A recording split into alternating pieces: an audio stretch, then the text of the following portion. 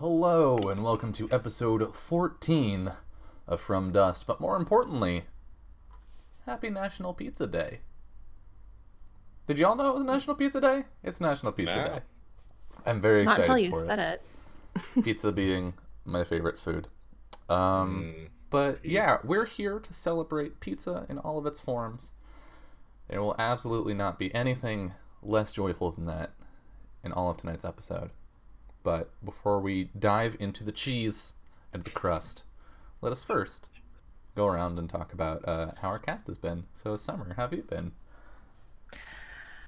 Really good. We had so much snow this week. Right, It 'cause you're... snowed. Yeah. Yep. So there's 5 inches on the ground right now. Mm. And there's snow every day in the forecast tomorrow through Friday, except for Wednesday. So I'm here now. We tried to go to the store to buy, the basics, but we waited until Thursday night. Mhm. So there was no bread, no water, no milk, no eggs, no fruit. There was only one type of onions left. There was all the Rotel was gone. What the fuck? Like literally so much stuff was just gone. And everyone is snowed in now, but it's fine. Uh this week has been really good though. I'm trying to think of what actually happened. We had our session 0 of Alas for the Awful Sea, Mm-hmm. which was really fun. I'm Oh, very yeah. excited about those characters and our islands and everything that's going to be. Tuesday had my second session of Urban Shadows, which was really, really, really fun too. Had a lot of good drama go down. That game is just so good for drama because you're intentionally supposed to put your character in dangerous situations, Mm-hmm. which is just so much fun. And then I'm trying to think. I think the rest of the week was pretty chill. And then yesterday we had Monster of the Week, where I finally got to reveal that my character got married over the break. And I didn't tell What? anyone. Woo! Yeah, it was really, really fun. I was not planning on telling, because this is something widely known. I don't like keeping secrets in games. I feel like it's better to tell people. Right. But this was one of those few like exceptions where I was like, I'm not going to tell anyone that she got married over the break. And then ended up having to tell 2 of the other players. So only 2 of them found out last night, but it was still really good. We had some big dramatic reveals. And then today we did session 0 of Tales from the Loop, which is Yeah. I am so proud of myself because I'm playing a teenage boy again. So for not falling into my stereotypical ways Of that a I sad always boy? do of a sad boy. I don't believe So- you. I really am not. I'm playing the popular kid. And like it definitely gave me the options like in the character sheet to try and like make it sad but popular. And I was like, fuck this. I'm going to just be popular and fun because like it was like one of the drives was like I hate secrets or like I want to get away from the spotlight or the burden of being popular. And I was like, I changed it to I love secrets. Love it. Oh God. But yeah. And I got to pick 2 of my like character relationships or whatever. And one of the options was I know they love me. And I picked it for 2 of the other players because I can't chill and they're best friends. So that's Wow. extra fun. Wow, you And they're just keeping can't stop, from can each you? other. No, I can't. So I'm really excited. It was a good week though. Nice. Well, awesome. Sorry about the snow. I hope you don't I like like it. starve. We have plenty of food. Okay. We're pretty stocked up. Okay. We just had to that's get a bunch good. of frozen stuff, Mm. which is, whatever. It's fine. Yeah. Frozen pizza every day. Oh no. Hell Oh, yeah. I live. Yeah. I like snow. I hear many people who live in places that have frequent snow don't like snow. Yeah. So I guess I can understand that, but I do enjoy the snow when I get to go to it.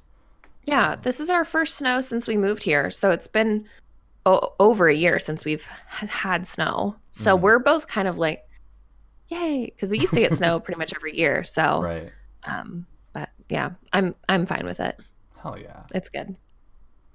Kiana, I saw a little bit of a in there for the snow. Yeah, coming from Canada, and in one of the snow belts, it gets tiring fast, especially when the our weather can't make up its fucking mind as to what it wants to do. So we've had a week of cold warning, as in it's been feeling like minus 30 Celsius, with wind chill. And then this past week, it was like, oh, so rain, freezing rain, because we're going to have around 0. So we actually got an ice day at school for like the first What? year, because my school never shuts down Right. ever for weather. And they were like, yep, nope, classes are canceled. I'm like, oh, well, time to go back to bed. So, and then it snowed again last night. So now it's a fun game of, is this snow or will I die? Because there's ice and then the snow layer on top of it. But not thick enough for traction. It's just enough to hide it. Oh, great. There's like it's a really fun game. Just get a sled and sled everywhere. Yeah. Yeah, so I've been risking my life going outside, so I've been staying inside for most of the past 2 weeks, because fuck that shit. Legit. But no, yeah, I've been keeping myself busy. Games have been good, but I guess the coolest thing, well, we had a Lunar New Year last weekend. Well, technically this past Wednesday. So I had family Lunar New Year last weekend, and I had friends Lunar New Year today. So I'm just basically 90% dumplings and noodles this week. Nice. That's how it is. Yeah, so that's been good. And then I started making a game with Charlie Frost from Fire. It was totally by accident. She made like a tweet about how she wanted to do like a Regency romance but horror game, and like had these really awesome like snippets about it. And I was just like, so should we do a thing? And we finished the first draft of the entire playtest material yesterday. We've started organizing all the playtest groups, our first playtest groups. Summer will be in it, so that's exciting. Yeah, and it's called The Keys to More Manor. So it's Regency, romance, and horror. And it's dope. It's powered by the apocalypse, kind of like Monster Hearts and Bluebeard's Bride. We reskinned a bunch of stuff there and hacked it so that it fit us. So we're excited for that. We're getting some art. Ooh. And looks, especially since we can be like Regency, but they don't have to be all white. Yeah. So that's been so cool to have like, just like a variety of people represented that, and like the illustrations for the horrors, they're very good.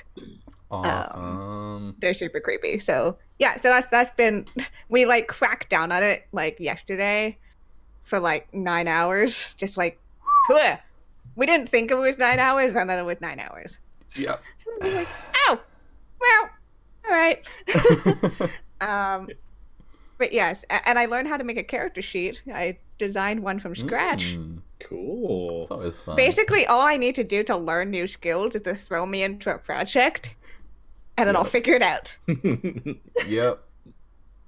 So it's been a very slow slide into game design over the past like couple of months, and then just these past 2 weeks I've just been like, the past 2 weeks I've just been like, oh, I guess I'm making a game. I made a game in its first iteration, but yeah, fun Hell stuff. yeah. Congrats. That sounds absolutely awesome. Can't wait to see what you do with it, because that sounds really interesting. It's Spooks and Smooches, the game. Perfect. Is that the actual name for it? Is it Spoops and No, Snippet? but Okay. It but might as well be. might as well be. We basically like we have a player agenda, and one of them is like explore relationships in our recent society, um, risk your reputation for your ambitions, Mhm. discover the darkness that no, discover the secrets that lurk in the darkness. Like it's Hmm. spoops and smooches the game. Love it. That sounds amazing. Adam, I saw that you posted on Discord recently about a drive-by ferreting.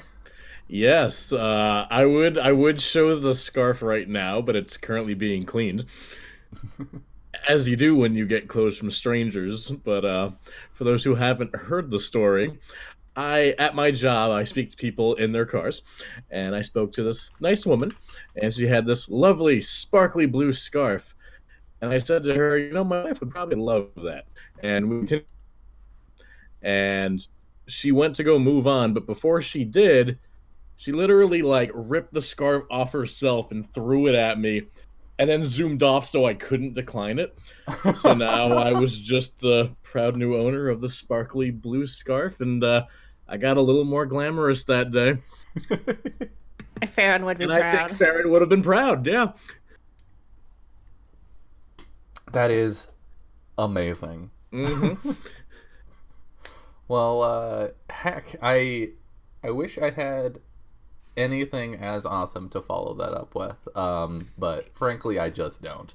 So I'm gonna hard pivot. Here we go. My week has been pretty good. I, like many people, have been sucked into this phenomenon known as Apex Legends. Holy shit, that game is so good. Yeah. I cannot even. I've never been a battle royale kind of person. I wasn't even really like a shooters kind of person until I started playing Overwatch. And like I tried a little bit of Fortnite and I just couldn't get into it. Like I wanted to like it, but every time I played, people were shitty. And so I was like, I'm out. As happens with many games. But Apex Legends like does a lot of amazing stuff. The diversity in the character cast is fantastic. The UI is super good. The character designs are amazing. The voice acting, yada yada yada. But what I really want to like showcase is like the fucking ping system in the game. The like look at a thing and be like, hey, party, pay attention to that. Is not a thing that I usually think about in a game. But in Apex Legends, it's super contextual. So like you can ping on some loot and it will tell your friends, hey, there's this piece of loot there, and they can look at it and they can ping on your ping to say dibs, like I want that. You can ping things in your inventory to be like, I'm low on this kind of ammo, and all of that without needing to use voice chat means that I can turn voice chat off and not deal with people yelling at me if I'm bad, and and still be able to communicate all of these things with my team. It's such a sleeper bit of design where like it's so easy to be like, oh yeah, okay, cool contextual ping system, but they did such a good job with it and clearly spent so much time on it that it really I think it brings it above games like Fortnite and PUBG.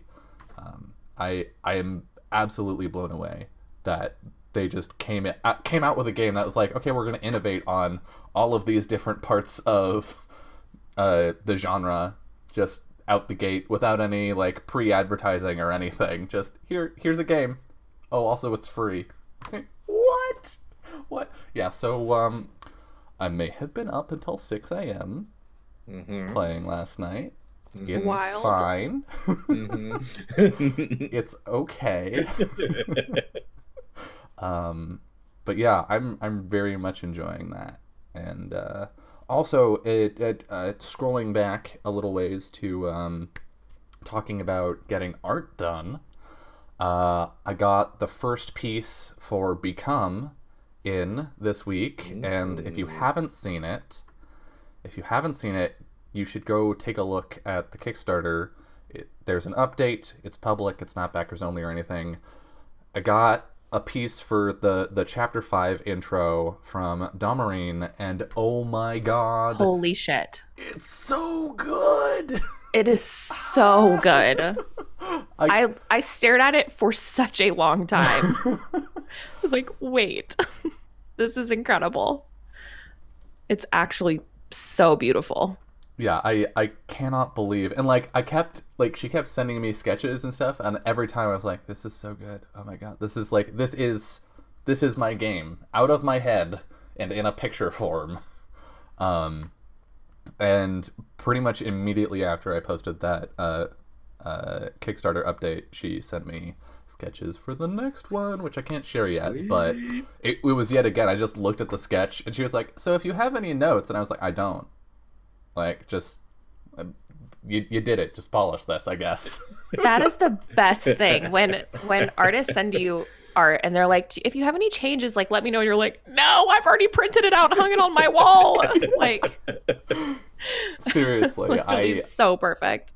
I am hashtag so blessed, I guess. But yeah, I'm very excited for that, and excited to see where that goes as we wrap that up, hopefully sometime this year, or mid-year this year. Words are hard. And also I launched a new brand, which is fun and not a thing that I've done for myself in a long time. But I was working on setting up drive-through RPG stuff for Become, and then it was like, so what is the name that all of your games will be listed under? And I was like, because like I could totally have just been like, Dylan, there you go, it's me, it's under me. But like, one of the things that I learned working on Become is that yes, I can make an entire game on my own, but it would probably be better if I didn't. Like, for me, better. Like, I should probably collaborate a little bit. And so if I'm gonna work with other people in the future, I don't want to just be like, okay, thanks for helping me make a game, it appears here under my name. And so I thought about it, spent some time, made a logo, and now my games will be published under the title of Heart Held Games. So yeah, I'm pretty stoked for that, and I don't know what to say. I have been surprised at the response to it. I sort of was like not sure people would be into it, but I got a couple people, like some of my friends from college from the design program were like, hey, this looks really good, you did a good job. So I was like, fuck yeah. So yeah, it's been a good week. Lots of good things. And yeah, summer's right, not a whole lot of sleep, but whatever. It's fine. It's fine. Just sleep like 5% more. Just 5% more, meal. Just 5%. I'm not asking a lot. Well, what I can promise you is at least 5% more zombies tonight. Do we want to? Oh, you mean 100% more? Do we want to hop into some dungeon world? I can get our recap out of the way and get us rolling. Why not? Summer's like, no, I don't want to. we just shoot the shit for 4 hours and then call it a night. Can we just smash cut to us beating the zombie army? No. Woo, that was hard. We did it. Do you remember that one time when? So previously on From Dust, our last episode, gosh, feels like 2 or 3 episodes, honestly, because it came in right after Vori sacrificed himself for the party. And so we had some sort of non-directional processing happening, certainly not unified processing happening between the 3 main party members, with Annika sort of bouncing between a little bit, being like, hey, how you doing? Hey, what's going on? We got a very emotional conversation between Farron and Gregor, where Farron finally revealed what had happened to Bruno that last day, or not to Bruno, to I forgot his name. Rupert. He's dead. It doesn't matter. Rupert. My friend Rupert, who's dead. When Bruno killed Rupert. Yeah. He's dead. It doesn't matter. Sorry about your lifelong emotional scar there, Farron. Yeah, it doesn't whatever. matter. He's dead. Yeah, he's a dead guy. At this point, I've seen so many characters die in the show; they all just sort of blend together. So we got that conversation, which was so good. And Gregor reassuring Farron. Eventually, after some traveling, Annika decided that the party just wasn't going to share on their own, and so she revealed some information about herself, that she had some strange magical property to her blood, theoretically, where when harm is visited upon her, it manifests magical effects, and that happened before she was a demon and is separate from that. But when she became a demon, it sort of changed in this way where she can take the sort of demonic corruption from people before they turn. So she revealed that to Arrow, but Arrow not quite ready to process, I guess, and let go of the baggage that caused the issue in the first place, is not yet ready to be helped. And the party sort of went around and just shared what was going on with them. When they finally got around to Arrow, it was sort of like pulling teeth, but they got something, so progress. And then a little while later, they made their way to a small town just outside of Elisurdran, the forest, that is, called Magi's Crossing, wherein there was nobody, not a single person, no stragglers, no survivors, and no corpses. But they did discover a magical sword, which they have handed to Farron. I believe it is a long sword by the name of Featherweight, that weighs light as a feather and handles well, strikes true. And they also found a journal from the owner of the sword, who was a half-elf from Elisurdran, who left Elisurdran to find her human roots elsewhere, and then finding that she not finding the answers she wanted, but also not quite feeling at home in Elisurdran, she settled down in Magi's Crossing. And Arrow, I believe, is holding on to that journal now.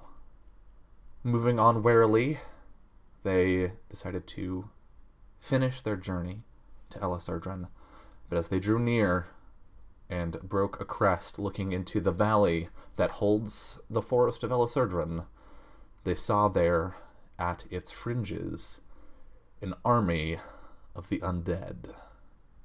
And that is where we will come in tonight. So, you have crested this ridge, you look down, you see hundreds of teeming, undead, shambling corpses. Two of you, in particular, Gregor and Farron, feel the cold chill of terror seize your heart. What do you do?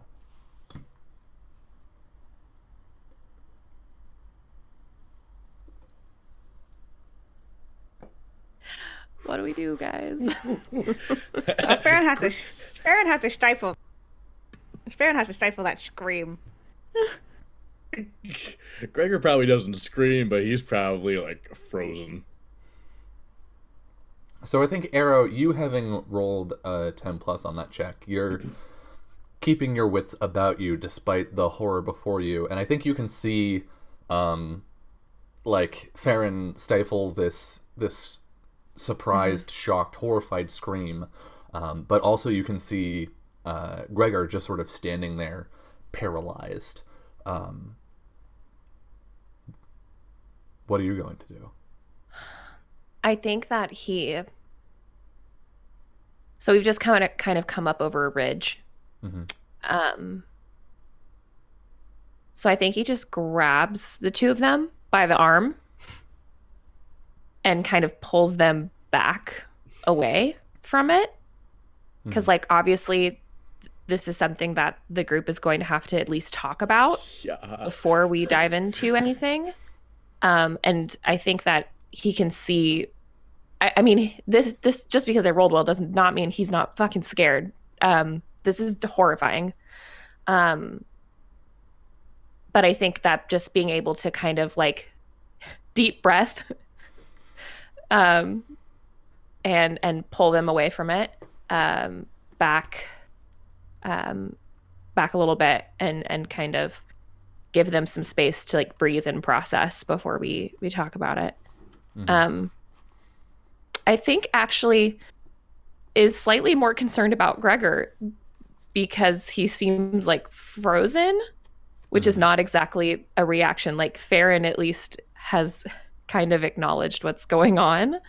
And so I think that he pulls them down the ridge a little bit, and when they get far enough away, like, is there sound coming over? Like, are they making any sound? It's deadly silent. Boo. Yeah, he's gonna try and pull them like a decent bit away from that, because that is so scary. Okay. And then kind of like looks at Gregor and is like, "Are you okay?" Yeah, sorry. Wow.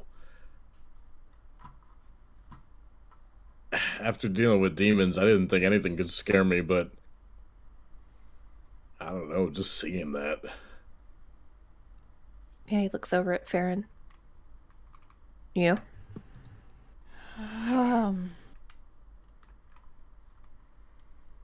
I'm hesitant, say the least.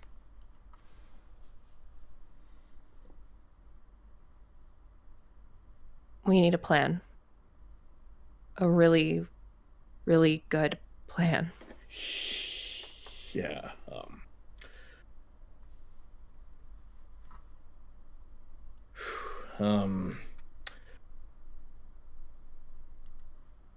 Damn it, I thought I was just gonna fight my way through this. Yeah, we can't go in there without really thinking this through. Any ideas? Anybody? Well, we can't go in there just us. Dylan, you said they were on the outskirts of the forest, correct? Yeah. So typically getting through the forest, there's like a path that the correct me if I'm wrong, but like that the elves are like, okay, mortals can, like, humans and other people can walk through here. That's fine. But I sort of got the impression that there's like magical enchantment around the forest itself.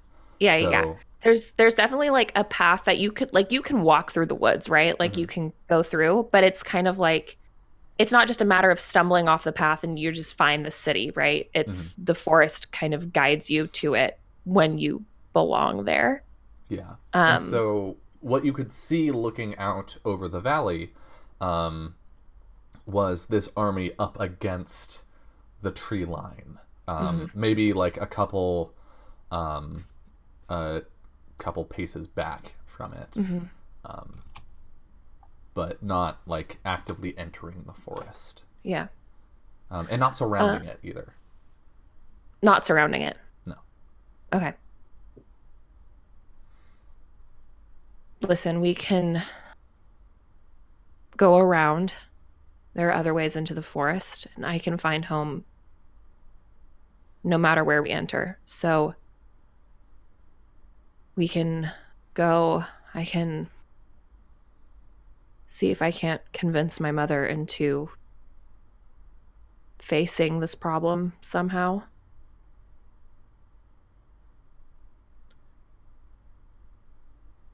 But it's good that we've seen it. I like that idea.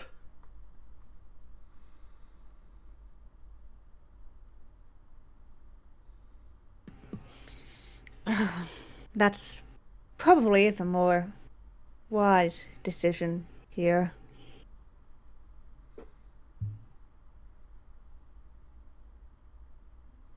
All right. Well, I can take us around, give us a wide berth. But I also feel like it's my responsibility to get closer. Because if we can figure out anything about them, how they are organized or how they communicate with each other, any information would help. But from what I could tell, they weren't entering the forest, and maybe some of that magic is keeping them at bay. So if we can get inside and I can get a little bit closer before we go, I think that would be good.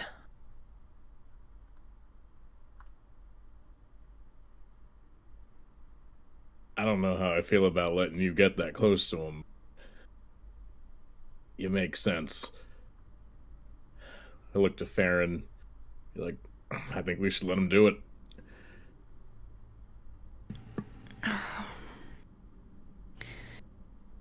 Right. And where should we be then? I'll get you just inside the forest. You'll be safe.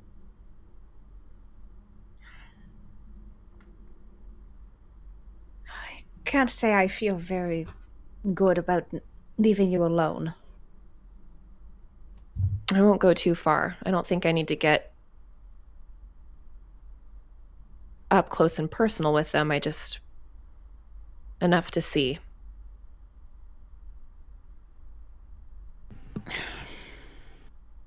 Well, all right. Yeah, so that would be his plan, to kind of go around the outside. Then I want to get inside the tree line and start to kind of loop back and like get up on them, because I want to see if I can deduce anything about what the fuck is going on here. Right. Okay. So let's take this one step at a time, because I think your first step is making your way around the edge of the valley, and trying not to be seen as you do so.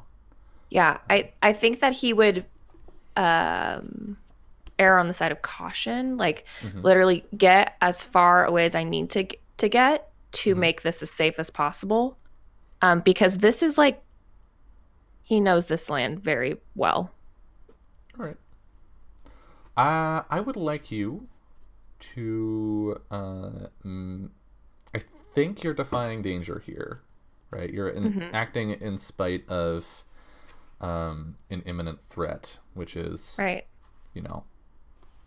That you'll get noticed. So you get to decide how you're doing that, but also if people would like to help you, they may do that. There's rules for that. Please help We me. love helping.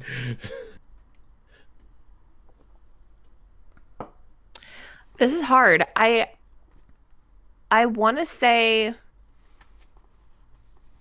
I mean, we're not powering through. I think Dex, because we're getting out of the way, right? Yeah. That makes the most sense to me. Okay. How are people helping?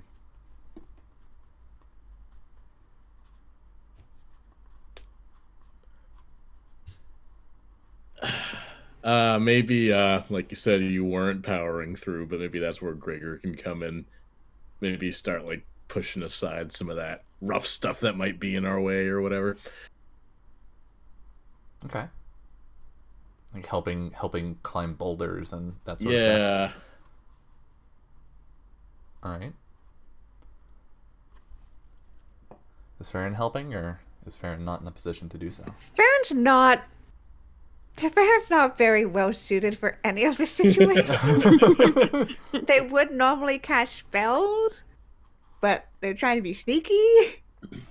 So they're just gonna not get in the way, All right. and attempt to be as quiet as possible. Then, Gregor, when you help or hinder someone, roll plus bond with them. Okay. So how many bonds you got with Arrow? I got 1 with Arrow. All right. Help. Oof. Mark XP. I shouldn't help. It's fine. Yeah, you're trying, but I think maybe you're still sort of consumed by that vision, and so you're more distracted than actually attentive and helpful. Any help that you're giving via your strength is being offset by Arrow having to like keep you on task. So Arrow, Here I go. let's see this roll. Shit. Mark XP. What the heck? That is hard for me to do that bad. I have a +3. Mm-hmm.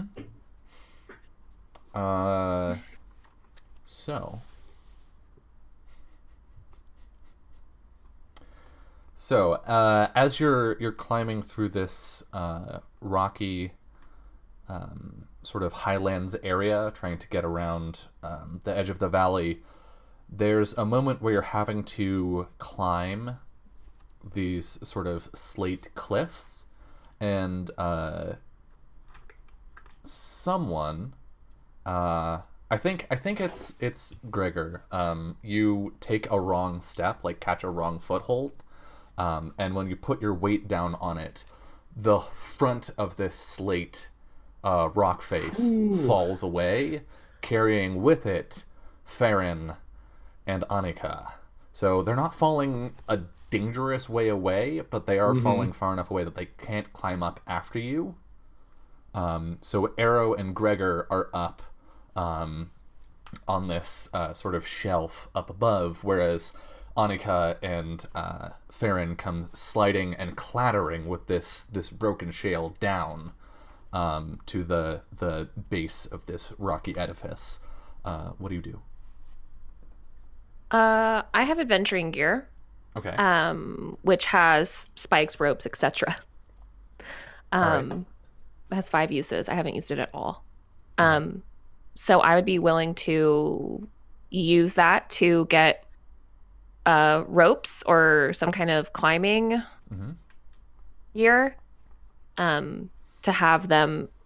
If the thing is, these are both very light individuals. If they can just get tied on, me and Gregor can pull them up to us. Okay, so you want to spend a use of adventuring gear to pull out some rope?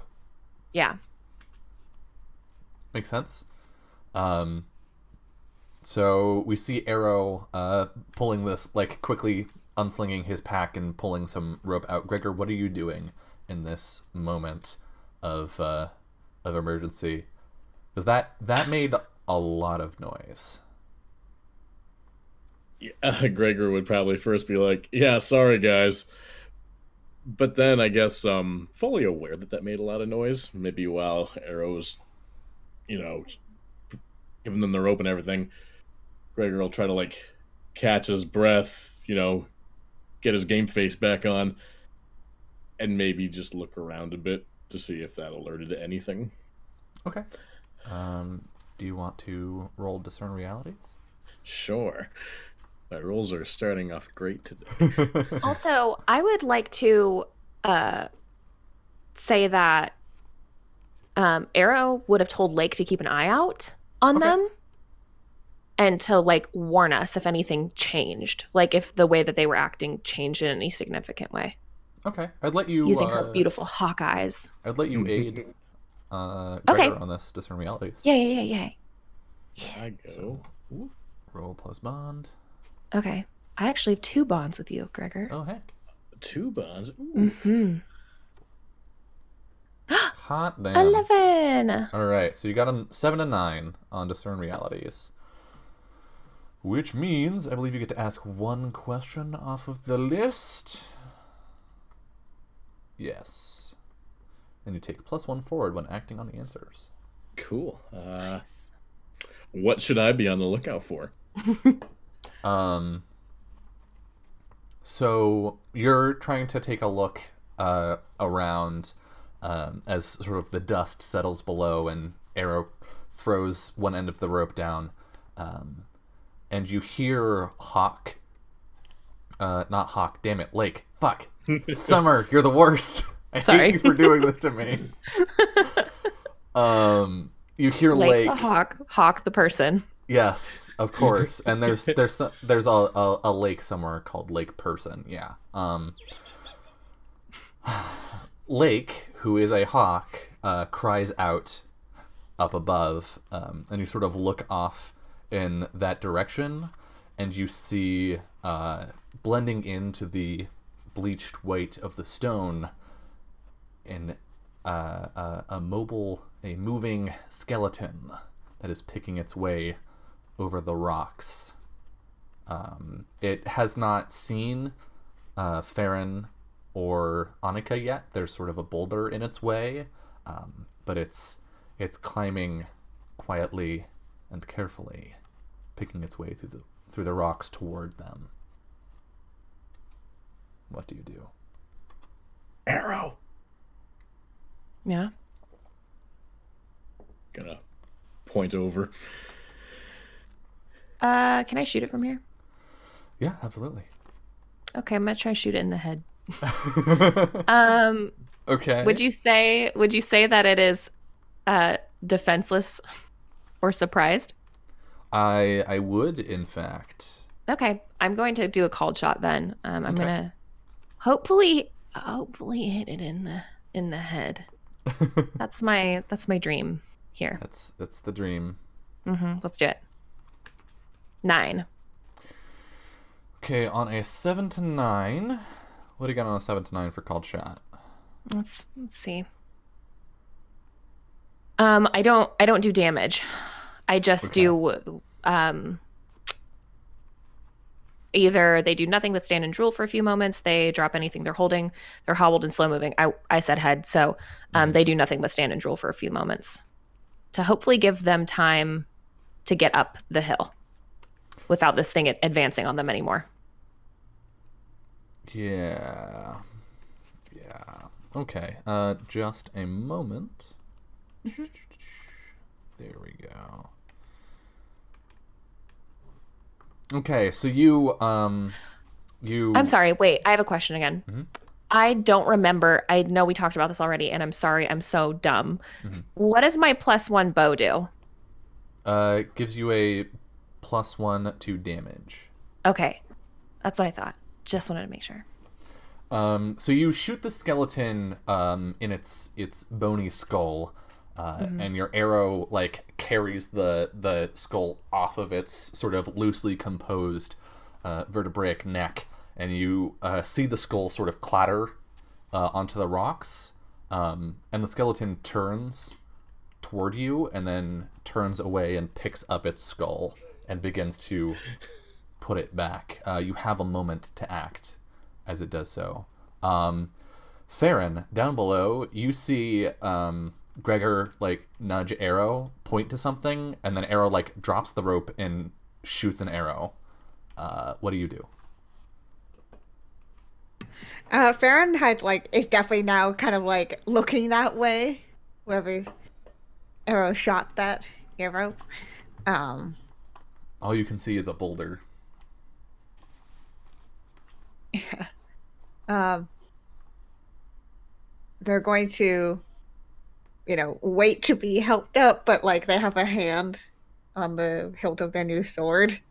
Okay. Not even as if in a practice position, but just in a panic. All right. So you're waiting. Are you trying to keep an eye out? Trying to? I think I'm gonna keep an eye out. Okay. So if you want to discern realities, you may do that. Yes. Discern reality. Try and get a grip on what's happening. Mark XP. Oof, these rolls tonight, friends. Okay, so it's picking its skull back up. Arrow, what would you like to do? Lower the rope. Okay. Pull these babies up. So you get the rope down there, and it Probably tie it around a rock for stability up Okay. here. There must be a rock here. Or a tree. Gregor, would you like to help with one of these actions? And Do you want to be my rock? I'll be your rock, Arrow. okay. So, Gregor, you can take hold of the rope from Arrow, Okay. as this skeleton sets its skull with the arrow still sticking out of it, back onto get its that neck, back. and it resumes climbing over the boulder. Does it seem like it has any noticeable intelligence of like, I was hit in the head. Something must have hit me in the head. I should probably look around for what hit me in the head. Does it seem like it's doing any of that? Or is it literally just like mechanical, like it's on a set path, kind of like worker ant? You're gonna have to roll plus whiz for that. That's a discern realities, friend. Okay. Can I do that and lower the rope at the same time? No, but It's Gregor lowering can rope lower if the free rope out. for you. Okay, cool. You have two people up there. You can do You're two. kidding You me! take care of the Oh my skeleton. god! Oh no. Mark XP. You've got to be kidding me. Well, I'm going to level up, y'all. I just did. You have no idea. This thing is so foreign and alien to you. It might be acting on a prescribed set of actions, but it could just be acting in a way that you can't fathom. And I mean, I've got a Farron- skeleton. You'd think. Yeah, we all have skeletons. Hashtag relatable. It's not that foreign. It's just me, but without the skin part. Jesus.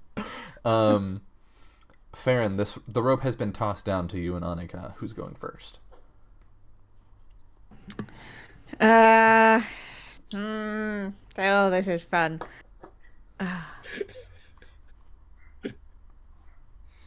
Annika, probably. Okay. So you step aside and offer the rope to her? Yeah. Okay. She will begin to climb, and as she does, you see, almost as if in slow motion, one skeletal hand reach over the boulder and then pull this humanoid form, and its vacant eye sockets lock with your own eyes. Panic! It raises a sort of shoddy bog iron sword. It begins to climb, crest the top of this boulder. What do you do? How far up is Annika? She's just gotten onto the rope. All right. I don't think there's any avoiding this conflict here. They're gonna pull out their sword for defense. Okay. Arrow, what would you like to do? I'd like to shoot it again. Yes. Hello. yes. Long time listener, guess first time hello. caller. I'd like to shoot it. And he's just like, I mean, he's gonna get where he can get a good shot on it. To look down over the edge and just be like, Gregor, pull her up. And I'm gonna shoot it again. Would you say it is defenseless or surprised? It does not have the ability to retaliate. So defenseless is yes. Yes. Okay, here we go. Called shot. To Blammo! That's a 10. So I do my damage too. Right, but where are you calling your shot to? Head. Okay. Head. Because it stops what it's doing. That's effective in this All moment. right. Oh shit! No, actually, can I do where it drops its shit? So Arms. arms. Ooh. Okay. Ooh. It drops anything it's holding. Yes. All right. Goodbye to your So, sword, loser. You roll your damage. Yeah, and +1. Nobody forget, because there's not a way to add that in. Oh, I don't have like a place where I can put that in. weird. So 7. All right. Correct. Love So your shot arcs out and smashes into sort of like the elbow joint on the skeleton, and its hand bones and the, I don't know the names of bones, the forearm bones go clattering down to the rocks, along with the sword, and the skeleton pulls itself over with its remaining arm over the boulder and lands down just a few paces from Farron as the bones of its hand and arm begin to come back close to each other and grip onto the sword, where it lays on the ground a few feet away. Farron, what would you like to do? Just a few feet away. Mm-hmm. Oh boy.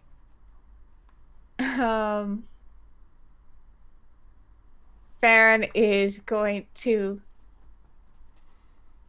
So its hands and arm are separate from its body right now. Yes, Okay. but they are reforming. Yeah, Farron. Before it starts moving towards the skeleton again, take out the sword, take that few steps, and just slice at it. All right. Just Go ahead and stop. Don't reform. God damn it. Are you attacking the arm or the body? The arm. Okay. I think that's a defy danger. Okay. More than a hack and slash. All right. So with this defy danger, I would say this is a. I don't know what kind. Dex? Are you? I think it could Acting either be fast? acting fast or quick thinking, Ooh. whichever one feels most appropriate to you. This is quick thinking is intelligence. Yeah, Dex. Let's do Alright. this. Defy danger. Nope. Fuck. All right. Mark experience. God damn. You swing down with the sword, and as you do, the skeleton reaches with its functioning arm and pulls the severed one out of the way, reattaching it to its body. And it is now right up on you, and it's bringing this wicked iron blade to bear, sort of going for a thrust towards your ribs. What do you do? Cool. I'm gonna get out of the way. Okay. Actually, wait. Can I? Wait. Magic it. Sing at it. I can't do that. None of my things are. Ah.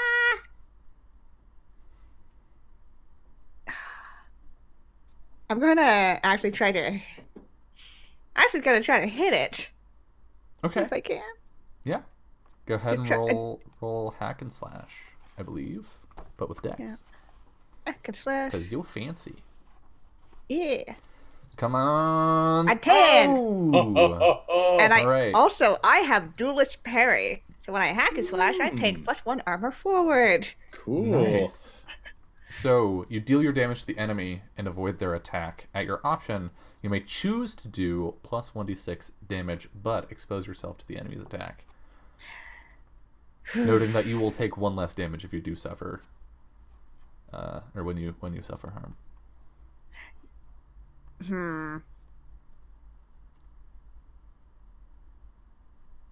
Sure, let's do that. Okay. Go ahead and roll damage. 7 and points then... of damage altogether. Ooh. Okay. So, it is thrusting with this sword, and you deftly parry. Almost like the sword is moving you as much as you're moving it, and the resonance of your blade striking the skeletons causes the iron sword to sort of vibrate out of its grasp and go flying off down the hill. And with a second movement, you manage to get your sword up under its rib cage, through and through the bottom of its skull, and all of the assorted bones clatter down around you at your feet. Meanwhile, up above, on the ledge, Things have gone quiet down below. Gregor, you're pulling Annika up. Arrow, are you remaining on high alert here? Yes. I'm like yelling at my bird, like, babe, watch out. Asking a leading question. You hear a sound, which to, I think, Gregor and maybe Annika, if she's high enough that she can hear it, just sounds like the rustling of, like, the sound of the wind through leaves. Mm-hmm. But you know the sound of the forest here. You know what it sounds like for the wind to run through the boughs of this place that is your home. And it is not this sound.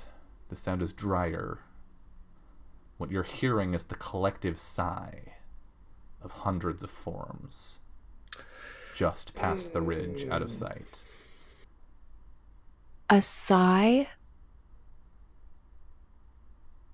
Boo. Sigh. Boo. I boo the noise. Okay, we see Era stand up and go, boo! Boo, you suck! Boo!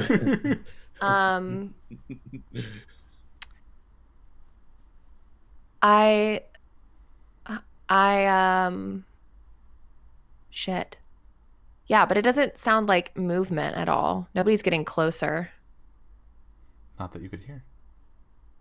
Okay, I'm gonna keep listening. Okay. Tell Lake to keep listening, and to keep her eyes out and let us know if she sees anything coming. Mm-hmm. Is she remaining on this side of the ridge, or is she looking out? She's probably looping. I would say that she's getting up pretty high, where she could see. I mean, hawks have really good vision. It's true.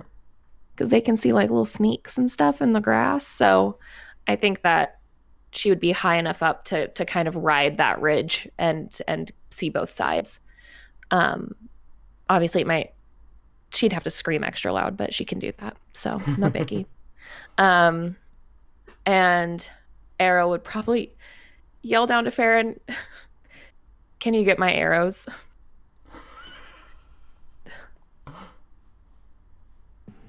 Yeah, so you see like Farron, that's they're kind of like standing there breathing a little heavily as they're just like, what just happened?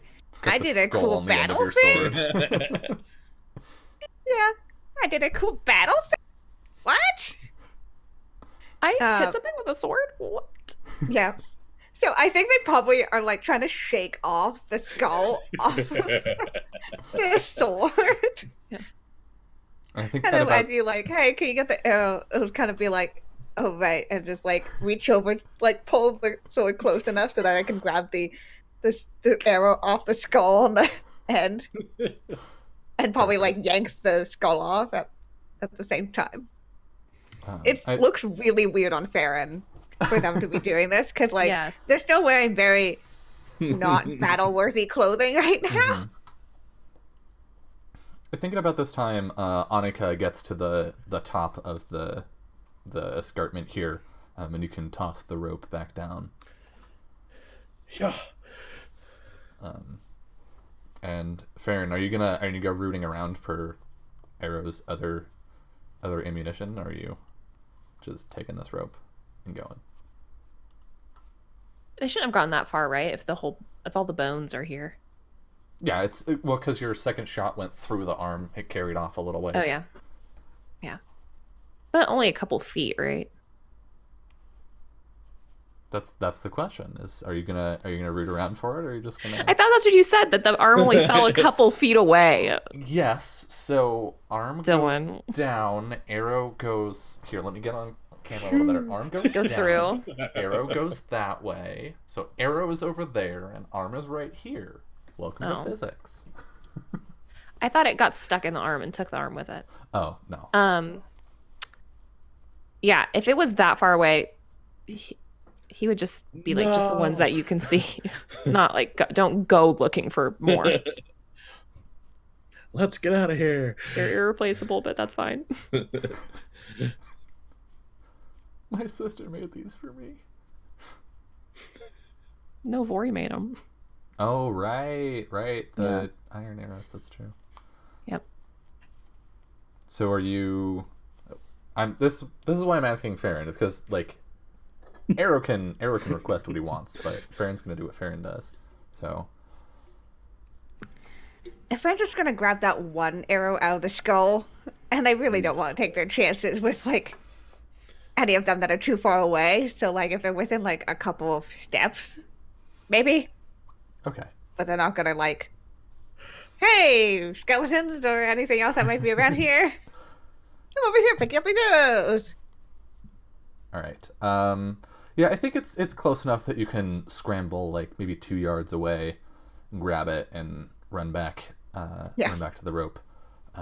And as Farron is about halfway up the cliff face, Lake swoops down and lands on your shoulder, Arrow. And we hear her say to you, "Many things have turned to face us." Mm. And we're at the top of an hour. So we're going to step away for a couple minutes. Boo! And when we come back, we're going to find out maybe if our heroes can make their way to Ellosurdren. It's looking dicey. So see you soon. Welcome back to episode 14 of From Dust. Arrow, as Farron is about halfway up the rock face, Gregor pulling this rope, and Annika sort of like resettles her gear. Lake has swooped down to let you know that the army has turned to face your location. What do you do? Are they coming this way? I did not see. I came down when they moved. All right, well,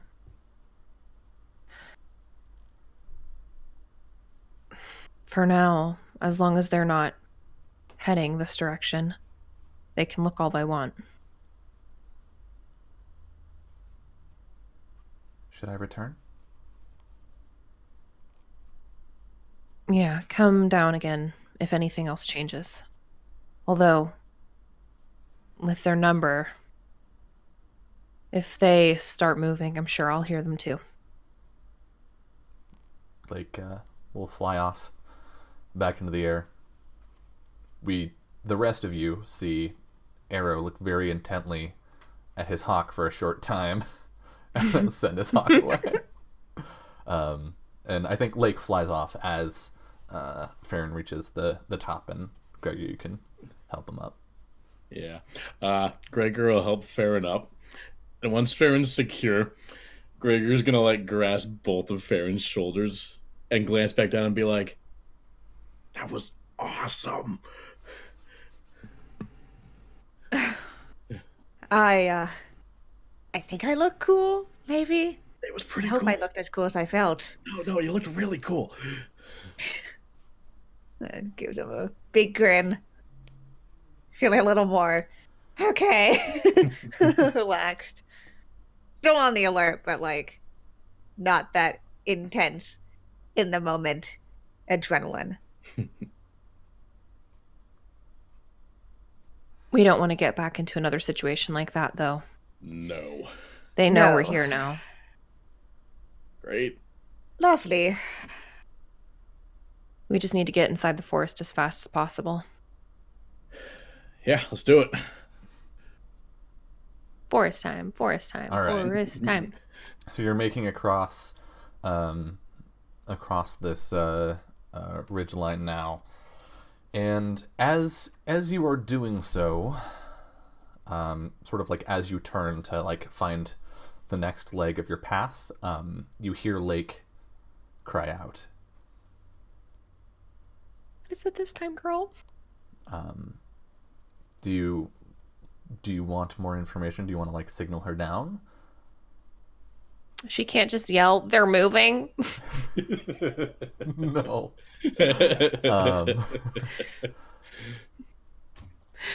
But I mean, you can yeah. assume that from her Yeah. call. Do I hear them? You do not. You hear the whistle of the wind through the craggy stone. Mm-hmm. If I don't hear them, I'll signal her down. Okay. She'll come down as you begin to climb along this ledge here. Many of them moving, not all, but many. This way. Yes. How fast? The same as that one. She'll indicate the skeleton that you destroyed. Do you think we'll get to the forest before they get to us? It is uncertain. Yeah, he'll turn to the others and be like, we need to pick up the pace. Nah. They're coming this way. Not all of them, but... That's enough. That's all I need to know, Arrow. Okay, then I think that's gonna be a defy danger. Yeah, and he's gonna tell her to yell again. Yeah, I love saying yell.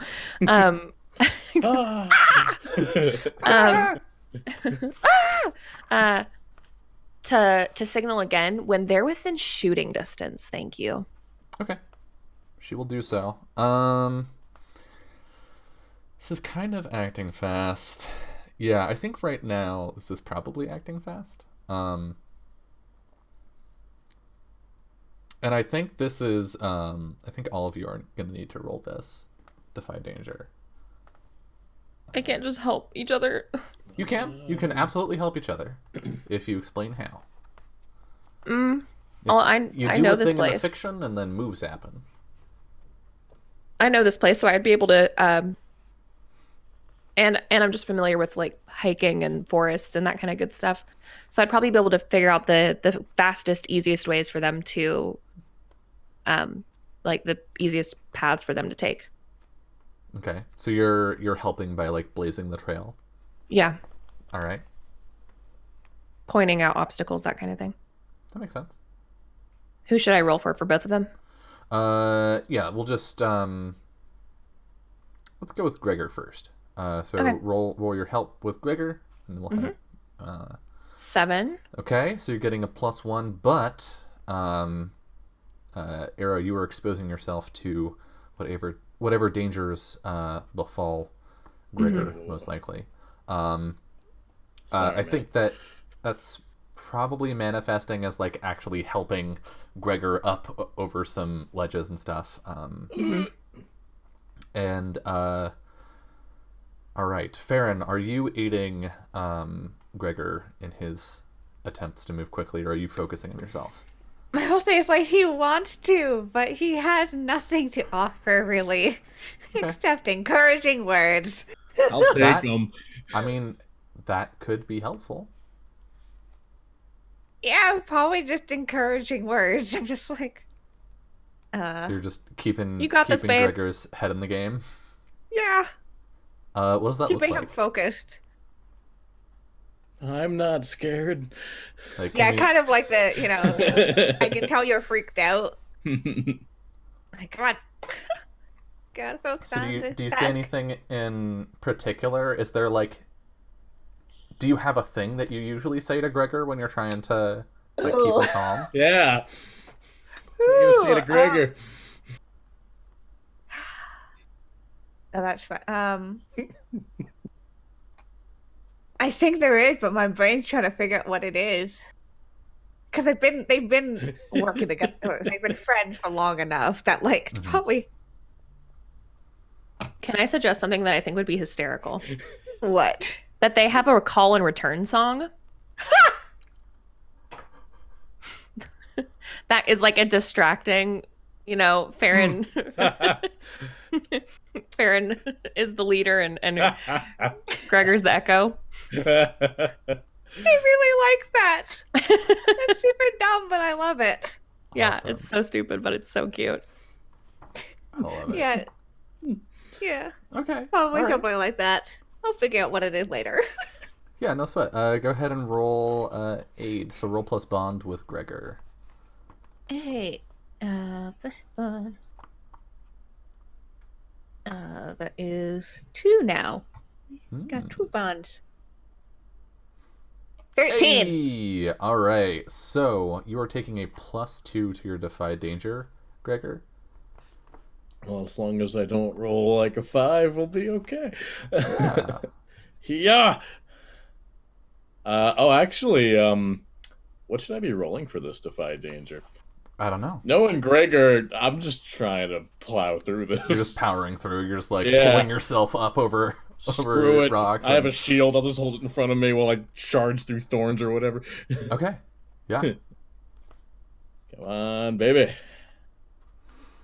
I'll take it. Is that including the +2 or? That would be, I guess, an 11.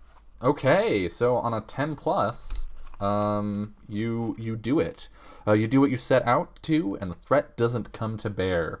So yeah, I think we see you singing this song back and forth with Theron as you are sort of forced to like reach across these gaps on the sort of ledge that you're all walking along, and Arrow pulling you that last like 2 inches over. So Gregor, you're managing to find solid footing. We know that much. Arrow, you're sort of leading the way. Is anybody helping you? If you want to say that they are helping me in the fact that they are a very good reminder of why we need to move faster. Happy to help. That they are stealing my determination. That doesn't really sound like helping to me. That almost sounds like hindering. I'm scared, okay?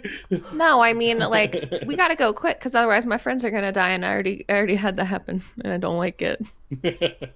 That sounds like a good motivation for Arrow, but I don't Fine, it's I don't silent. think Nobody's we're- helping me. I don't think we're seeing a whole lot of active helping here. Yeah, I will just do it. Okay. Moving quick as the Mm-hmm. 10. Thank Yeah. 10 plus. All right, you do what you set out to do, and the threat doesn't come to bear. And lastly, Farron, bringing up the rear. I'm helping with the trailblazing again. Mm-hmm. So you've got help. Definitely waiting. We'll have Arrow roll to help you in a moment. Gregor, are you helping? Are you helping Farron? And if so, how? I guess just like getting over some of the big stuff. You're like bodily picking Farron up Yeah, just and whoop. moving them over. Beautiful dance. Okay. Along with the call and response. Heave away, haul away. Awesome. I love this dumbass couple.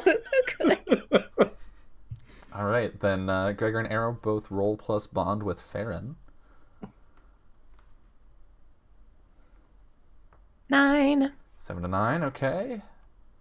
That's a +1, but you expose yourself to danger, retribution, or cost. And same with Gregor. Okay. Farron, you have a +2. +2. You got this. Your friends All right, are in and- danger. What kind of defy danger is this?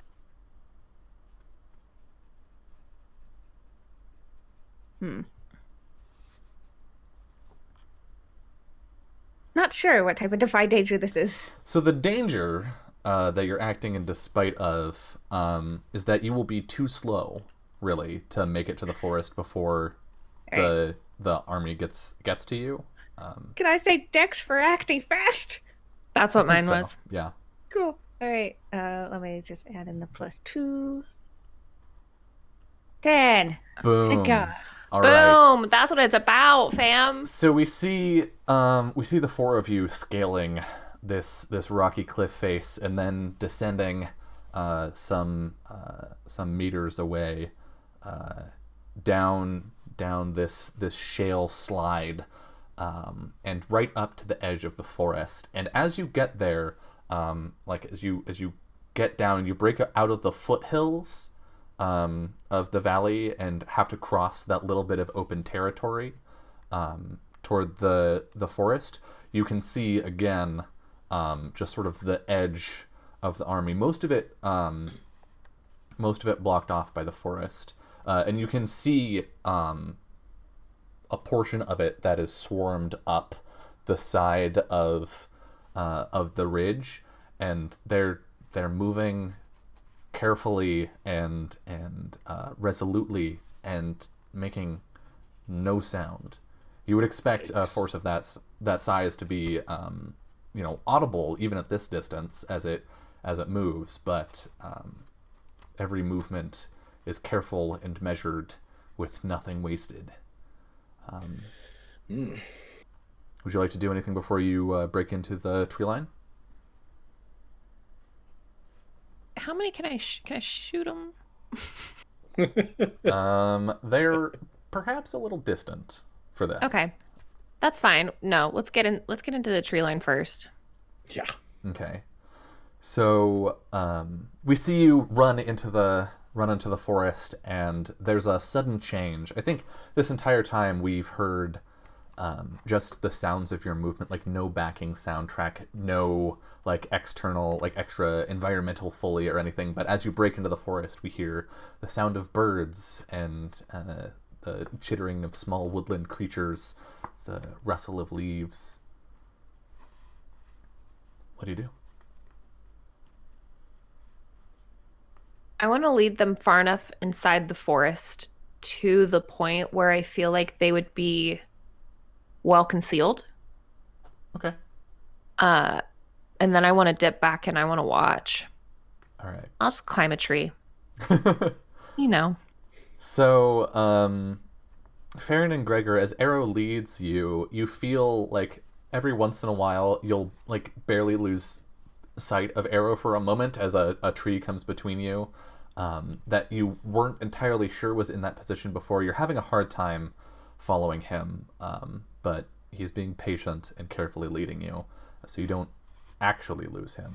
But you get the definite sense that the forest is not happy to have you in the same sense that perhaps Arrow is. Mm-hmm. Yeah, Arrow, you can deposit them somewhere and head off toward the edge of the forest. Where along the forest were you looking to go?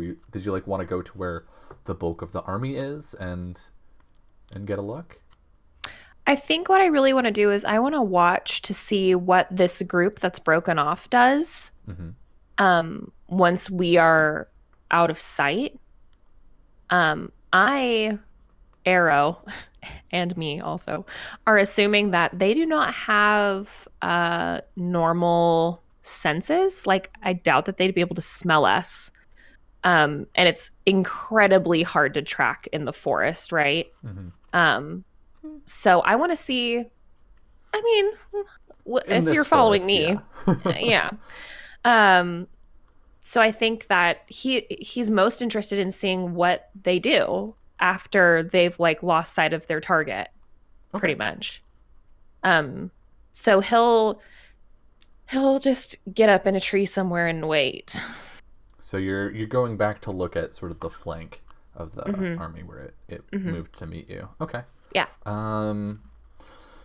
So we see you return to the edge of the forest and climb up into one of these trees and sort of peer out through the leaves. Go ahead and roll Discern Realities.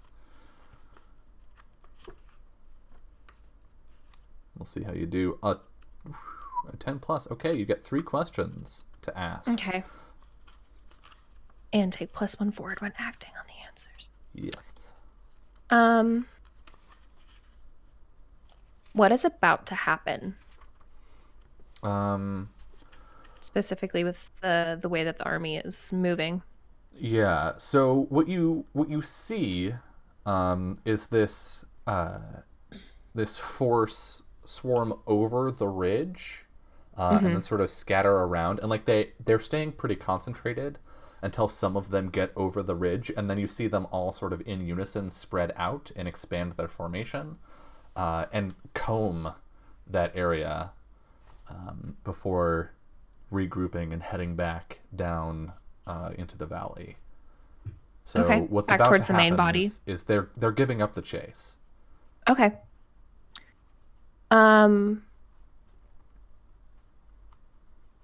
who's really in control here? Not them.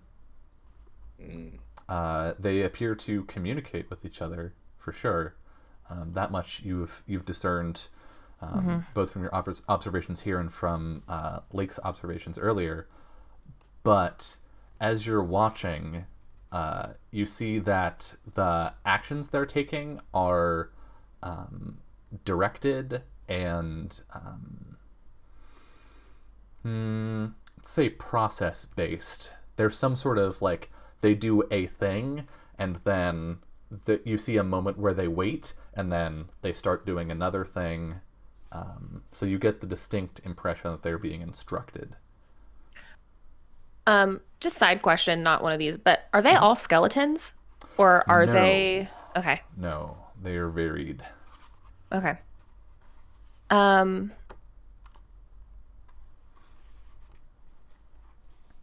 Shit, I'm kind of torn.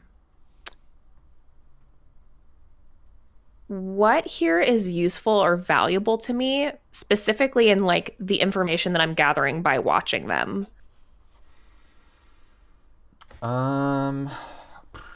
Here is useful or valuable to you. Something that maybe would, at least what I'm kind of thinking is like something that would help me predict future movements, or something about the forest, why they won't come in. Anything that could All give right. me a leg up on these bad boys. Yeah, that's a...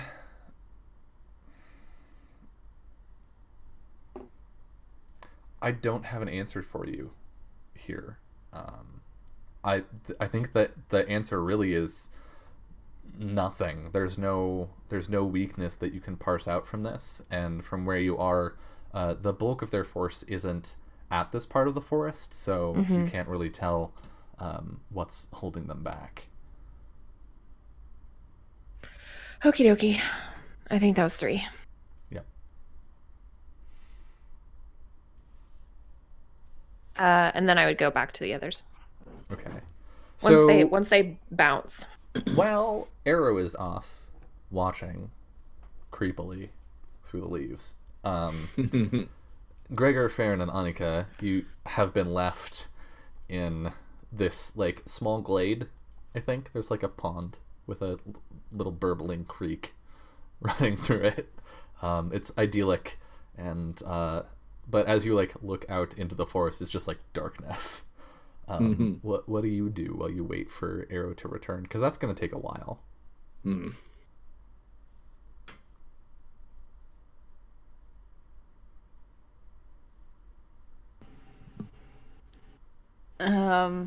Farron is probably, still a little on edge and keeping an eye out on things.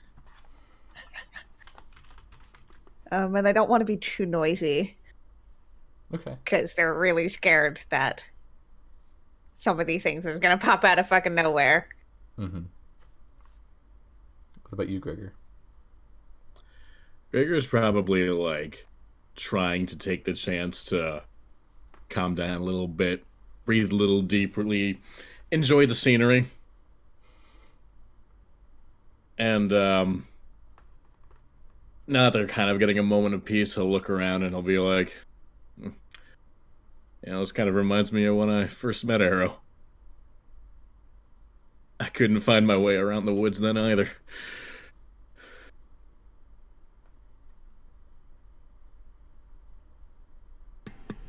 Annika looks between the two of you. Right. Hey, how you holding up?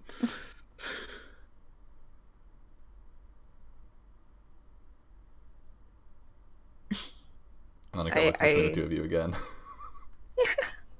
Oh my gosh. What? I was just waiting for this to turn into a conversation instead of one-sided questions.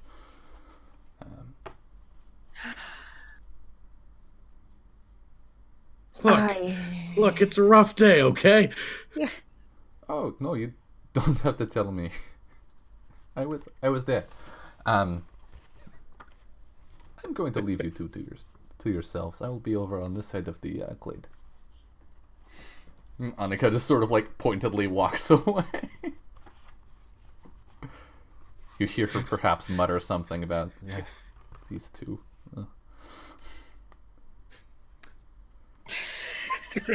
Gregor's just gonna look to Farron and be like, "What was that?"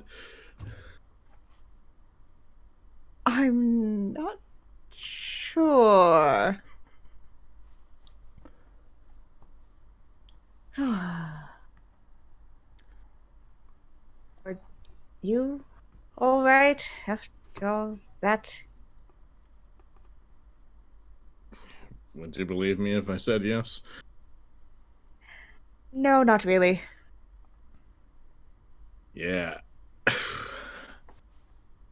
I don't know what it is. I figured, like I said earlier, after facing demons and stuff like that, I don't know why a bunch of dead guys are the thing that's getting to me right now. I think it's because they're more human or human-esque, you know. It's kind of like the thing of where you can see yourself becoming one of them. Or you're faced with... Oh gosh, we could become one of them.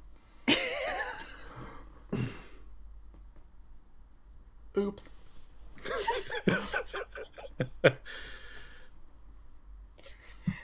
Oh, we really need Arrow to get back and go to Della's surgery and get this taken care of. Right. Yep. And now we just have to wait and hope that we'll get a sign. Either that he'll come back and be okay, or that he's doing fine wherever he is. Little Yeah. concerned. He really does like to go off on his own, doesn't he?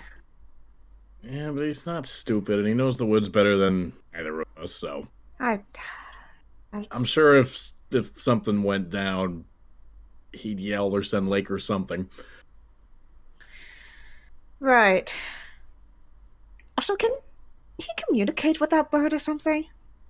He, like, does intense eye contact with her sometimes. And then she'll go off and do something. Gregor's gonna, like, realize he's been blissfully unaware of it this whole time and be like, yeah, you're right. Huh. Rangers, man.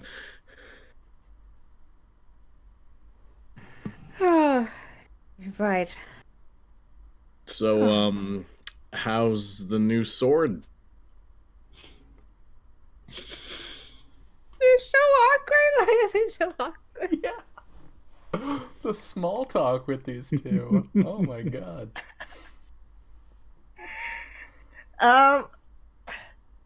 They're gonna just kind of, again, have that kind of like little, not like smug, but like, you know, happy with themselves. Feeling good. Yeah, smile. Well, can't say it's my, expertise, but, I do feel a little safer with it. Nah, you did well. That's the one thing that I'm good at with fighting. I can say you did pretty well.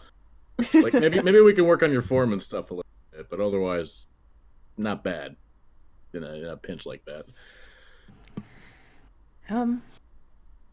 Yeah, when we're somewhere where there's not several undead or demons or whatever else, I'd appreciate it if you could teach me a thing or two. Well, I mean, we got a little time until Arrow gets back. So, like, the first thing you gotta know is to, like, keep yourself grounded, you know, have a good center of gravity. You know, legs spread out, knees bent. You don't want to be lurching forward too much or too back, because then you're easy to knock off balance.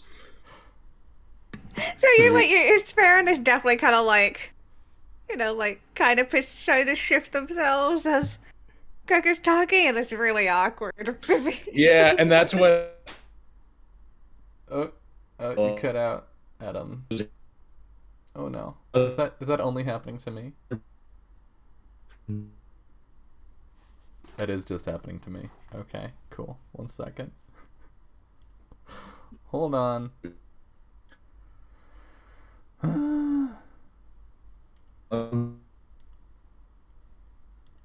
Wait. Hello? Hello. What was Wow. happening? I don't Did you know. all get that? Discord just shit itself for a minute. Discord Okay. just really shit itself. That was horrifying. I couldn't hear anyone. I could see everyone's mouths moving. I was like, Right? Yeah. That was okay. So U.S. Central is not working right now. So hooray. Okay. So where things started cutting out for me was Kiana said that Farron was being super awkward, and then you started saying something at him. Yes. So, 'cause I believe Kenna said something about Farron, like, kind of trying to get into the position, and that's when Gregor would, like, go up behind Farron and, like, put his hands on his shoulder and, like, no, you gotta relax into it a little bit. Like, you want to be ready, but you don't want to be tense. You want to straighten up your back a little bit. That's good. And then think of the blade as an extension of yourself. Perfect. You know, So we arms see that. slightly around him. Yes, of course. All right, Hasselhoff. So we see that, and as that's happening, we also see a hawk fly into the glade and land on one of the branches, and perhaps after a couple minutes of this hands-on training, one of you can notice the hawk, but as you look toward it, it's not Lake. It's a different hawk, but it is looking at you. It's watching you, and it's closer than a hawk would normally be. Normally they'd keep their distance because, as Summer so eloquently pointed out, they have fucking good eyesight. And that's when you hear the sound of a bowstring being pulled behind you. And a voice says, "You should drop your weapons if you know what's good for you." What do you do? I think that's a great idea. Farron, drop your weapon. Yep. Farron drops that damn weapon. And I'll assume Gregor probably already had his stuff down if he was helping Farron out here, so. I think we hear Skullbreaker say, "Gregor, if you move carefully, you can get over to me and we can destroy this interloper." Gregor will, like, put his hands up, but then start to turn to face whoever this is. Carefully now. No sudden movements.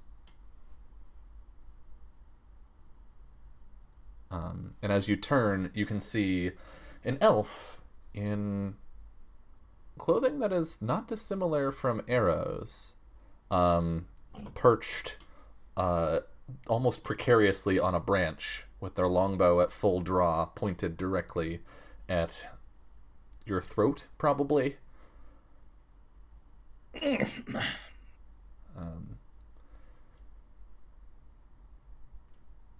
All three of you move to the center of the glade where I can see you. Annika will comply. Do both of you as well? Yeah, Farron will Yeah. comply. Definitely. Okay.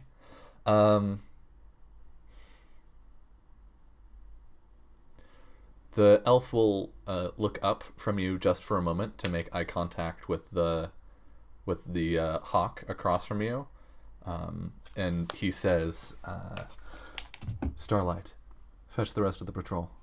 And the hawk flies off, and then he will jump down from the branch, still keeping the bow at draw. Which, Gregor, you've probably handled the bow before. Maintaining draw on a bow is fucking difficult, because unless it's a more modern bow, blah blah blah blah blah, stupid nerdy shit. The amount of weight that you're holding increases the further back you're drawn.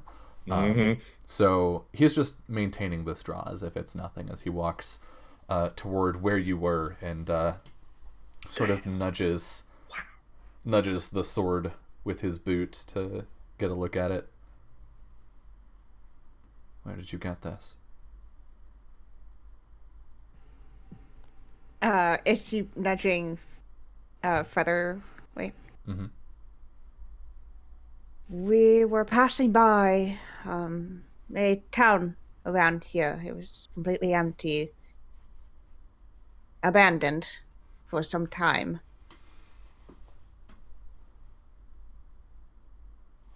All right. I think this is a defy danger With charisma? with charm and social grace. Yeah. And the danger is he's not going to believe you.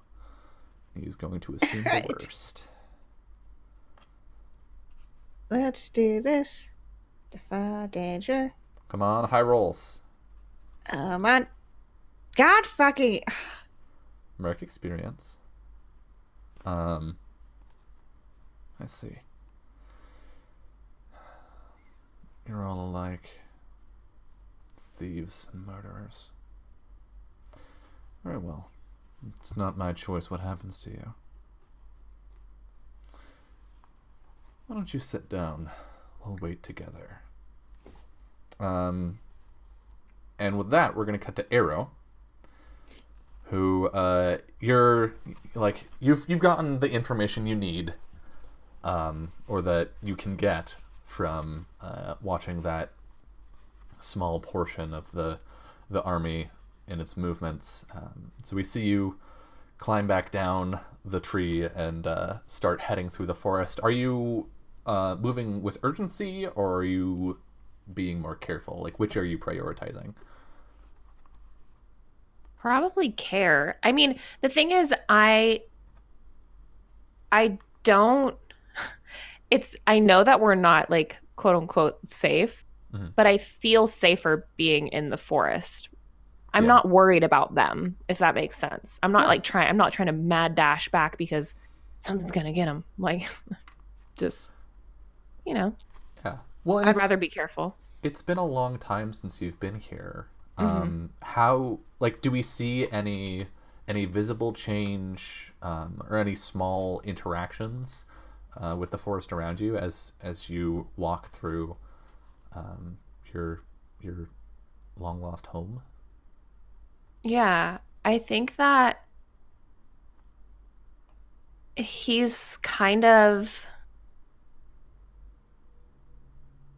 saying hello again to the forest as he's coming back through. And I think that this would be like probably the first time that like we, the audience, would see him not stiff in some way. Like, just the way that he moves is a little bit more relaxed. But yeah, I think there's certain elements of the forest, like where he'll just be walking, like moving between two like really large trees and just kind of let his hands linger on the bark for a moment, where he's basically reacquainting himself with the forest. Yeah. And I think there's a moment where you place is it your left hand that has the ring? Mm-hmm. You place your left Because we're hand. engaged. I know. That's why I assumed it was the left. So you place your left hand on one of these trees, and you feel a warmth beneath your hand that you haven't felt before. And you see sort of what season is it? We're in fall, right? Am I correct in that? No, I wrote it down. Wow. Asking the wrong people about time. When you were like, it's been months. I was like, what? Wait, really? Excellent question. Here we go. What season is it? Yes, it is fall. So, as you the trees are gorgeous right now. Yeah, everything's all like. I guess you tell me, what is fall like here? I think it's it's kind of strange. Like I don't think that because I think the forest is magical in a way. Mm-hmm. I think the leaves hang on a lot longer than you would expect them to, like in the rest of the world.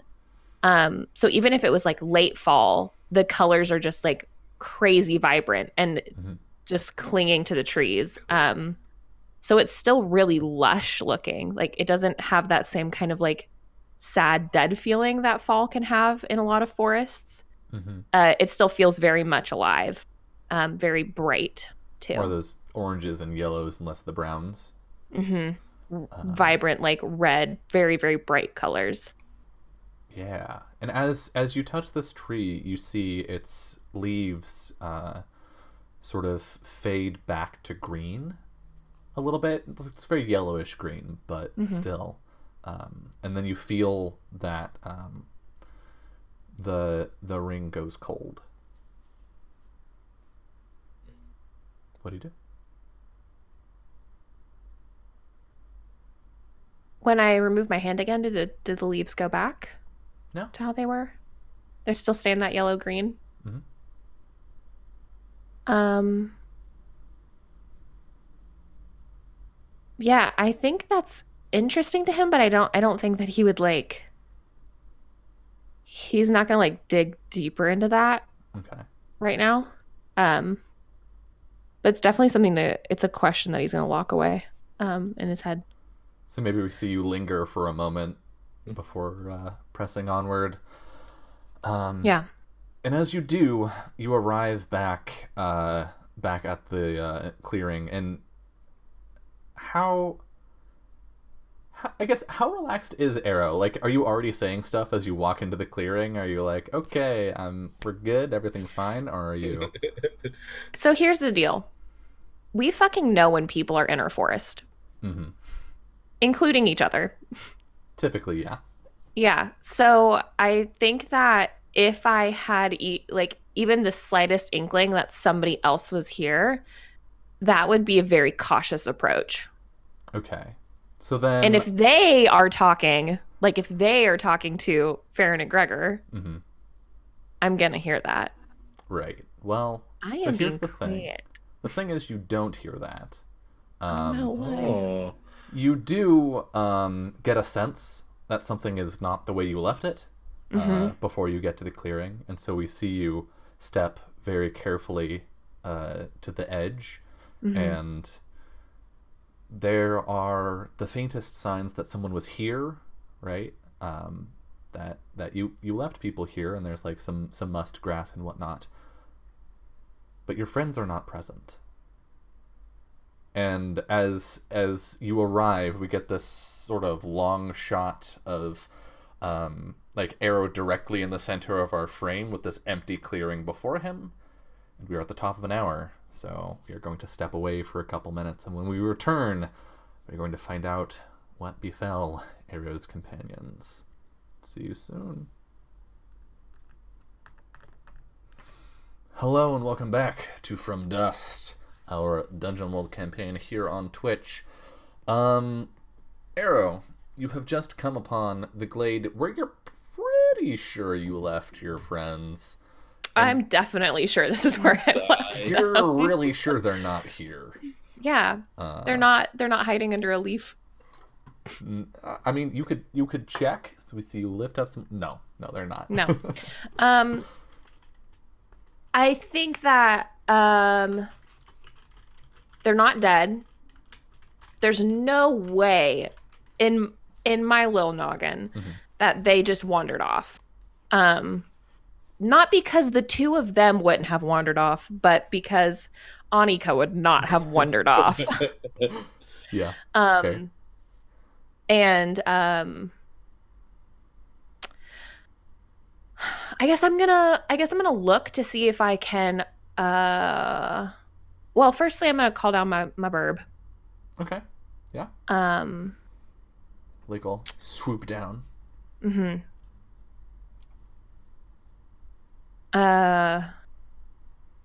Like, is there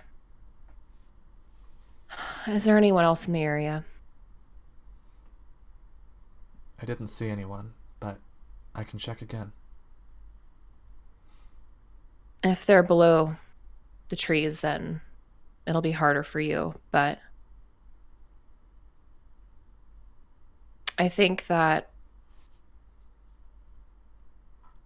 the elves were here.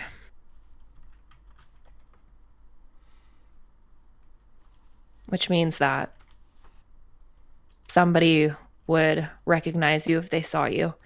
Maybe you can get up ahead. But I'm gonna look to track them, hopefully.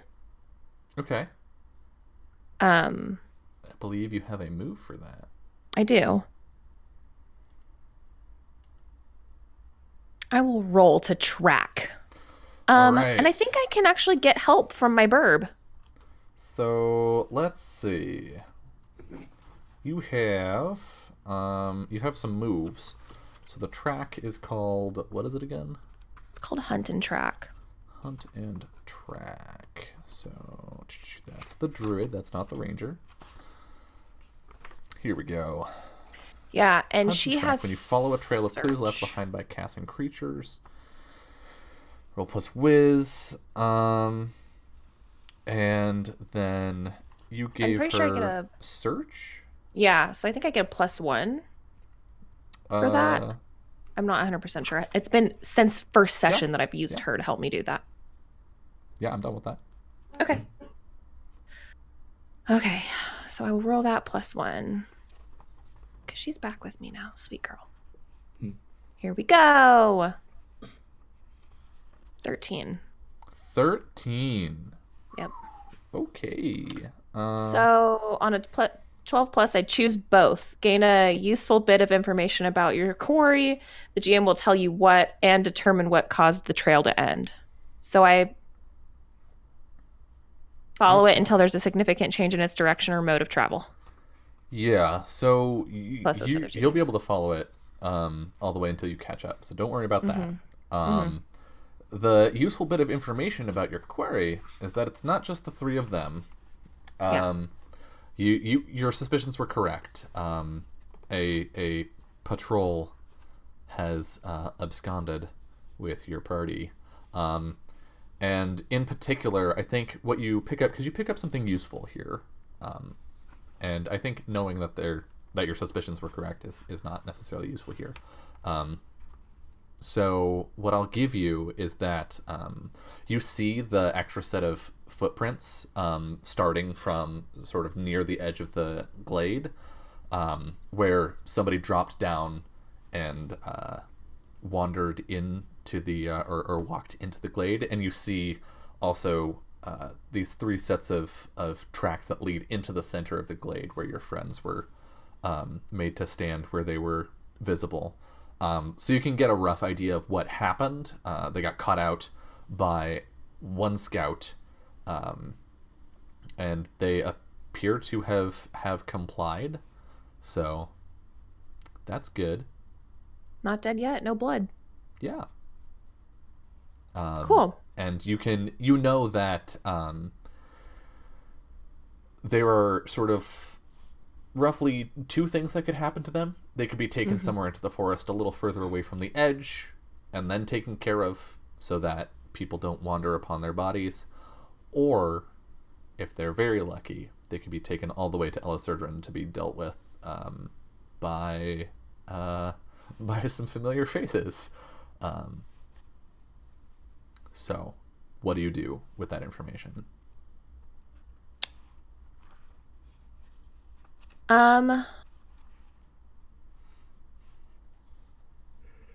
My goal is to catch up to them before they can get to either location. But I want to do something kind of cool that I feel like I can do. Okay. I'm going to pass along a message to some wildlife because Alright. I can move pretty fast, but rabbits and squirrels and deer and birds can move faster than I can. And so I kind of want to tell them to catch up to the group. Because if my suspicions are correct and it is a patrol, one of them will also be able to talk to animals and will hear that I am coming. So basically I'm going to put out an alert that I'm in the forest. Okay, so what animal are you trying to talk to, and what do you say? Oh, Are my two squirrels are the questions here. worst. If I can find a deer, that would be preferable. Um, which I feel I think this is a. Yeah, you can find a deer. okay. Because squirrels are just so chatty.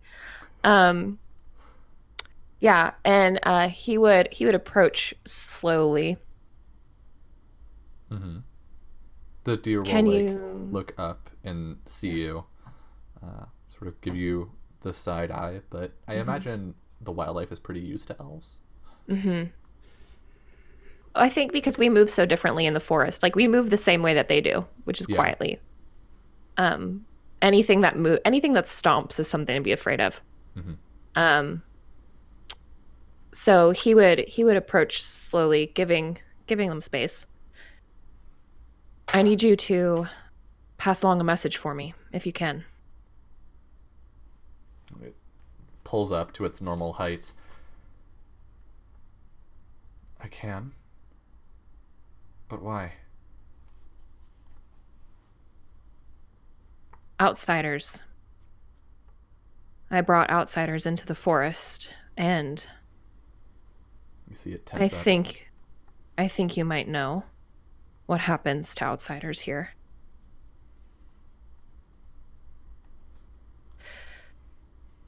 If you could pass along the message as quickly as possible to the first elves that you come across that Kosa has come into the forest with 3 outsiders, that would be much appreciated.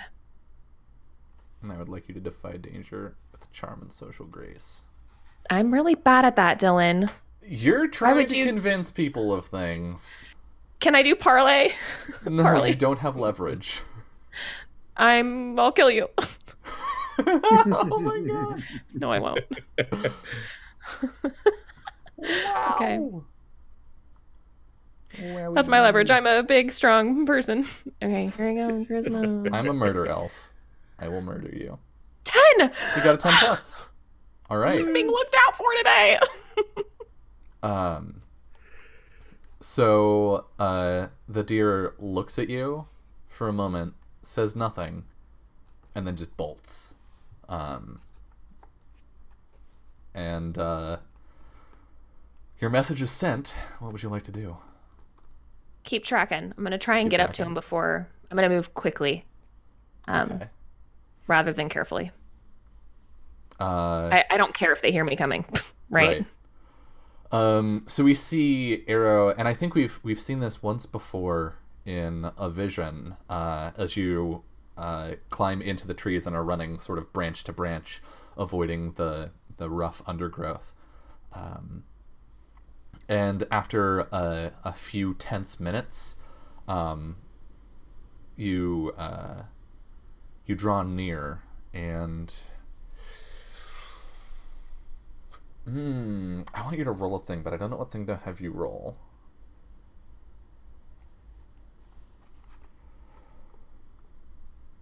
Discern reality?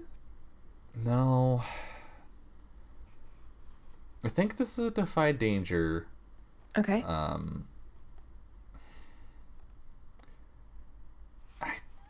I think it's wisdom, but it's not through mental fortitude. It's your awareness. And this is just to what? The danger here is not significant. It's not bodily harm so much as reputational harm, as this elf that we saw before is trying to catch you out without you noticing him. Oh. I would be trying to do the same thing, so it's not a big deal. Yeah. Okay. You said with wisdom? Mhm. 12. All Get right. fucked, dude. So you're running these trees, and you see, like as you run, you see sort of like a broken branch on a bush, and you catch that clearly someone has been this way. But also there's like some tamped down grass that hasn't sort of sprung back up yet, so they were here recently. And you hear Lake cry out and another hawk respond, and you recognize the call of the second hawk, and you know that this guy is nearby. How would you like to turn the situation around? Can I assume that he's following me? Like he's close behind me? Or is he somewhere in front of me? I think he's posted up somewhere, probably. Yeah. I think I'd kind of like to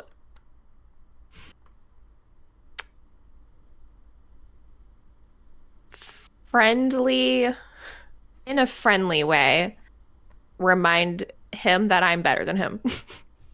Um, Okay. Elaborate, I please. I would like to sneak up on him, basically, Okay. to get behind him. I'm not going to draw my bow or anything like that because that's aggressive. But if I could get up behind him and like put my hand on his shoulder, that'd be cool. All right. So we see you swing around, moving quietly now instead of quickly, and start walking across these boughs softly. And you move up, and you can see him now. He's got his bow out, an arrow nocked. It's not at draw, but he's looking out at the forest ahead of him in the direction that you were coming before you sort of looped around. And yeah, you can get right up behind him without him noticing. Yeah, I just clap him on the shoulder. And you, as you do so you get like the foot, your 1 foot bracing on the branch that he's standing on, one on another. Then you just put your hand on his shoulder, and he turns around, sort of holding the arrow with his bow hand and reaching for his sword, and then stop when he sees you. Oh, arrow.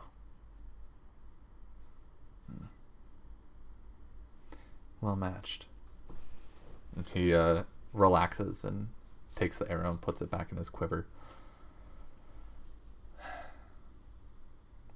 You brought these people.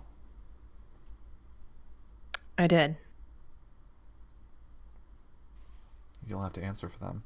He slings his bow and just sort of drops down to the ground and whistles out to the patrol. And they're just a few paces away. They pull away from the undergrowth, and you see your friends. Friends, hello. You have been bound at the hands, not at the feet, fortunately. Although that seems less of like a thank God that we can walk, and more of a maybe it's not great that they're not worried about us running.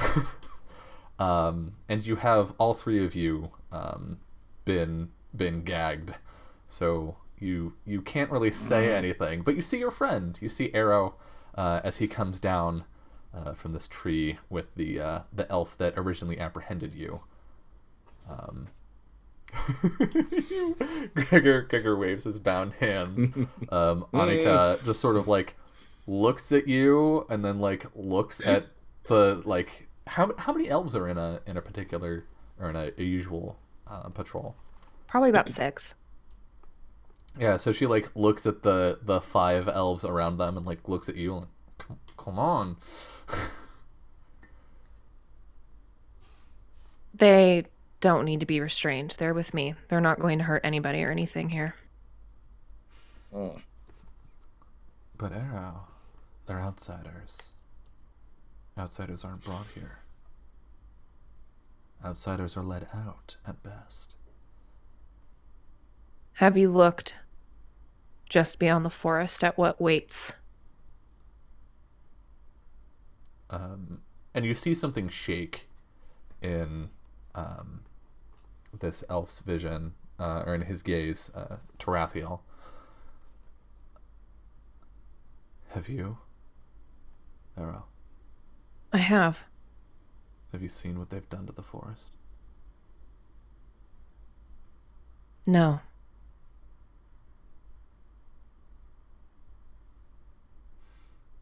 Yes, I know what is out there. It is precisely why we can't let people like this in.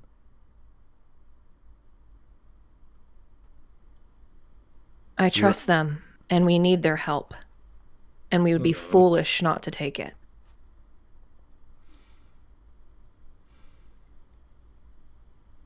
I see. This is a special circumstance.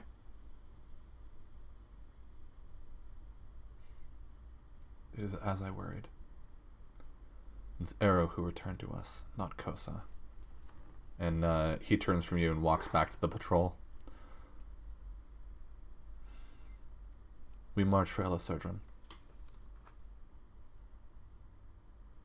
Mian will decide what to do.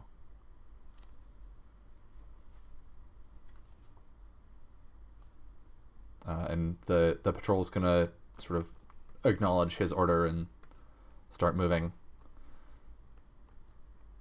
Are you coming, Arrow? It's why I came here. He doesn't answer. I'm gonna cut them loose. Okay. Like are you trying to hide that you're doing this, or you're just walking up to No. them and... I'm just walking up to him and doing it. Okay. This is a defy danger. With swagger. I don't think... Yeah, I'm like, is there a bravado stat? Is there a social ungrace? Like lack of grace? I think this is charisma. Because you're fronting here, right? Yeah. This is... You're trying to step on this dude's authority and say, a little bit. No, I do what I want. This is my place. You wouldn't say maybe mental fortitude of my badassness? Because this used to be my patrol. So like I know these people. I would accept mental fortitude, yeah. This is... I like that spin on it. Okay.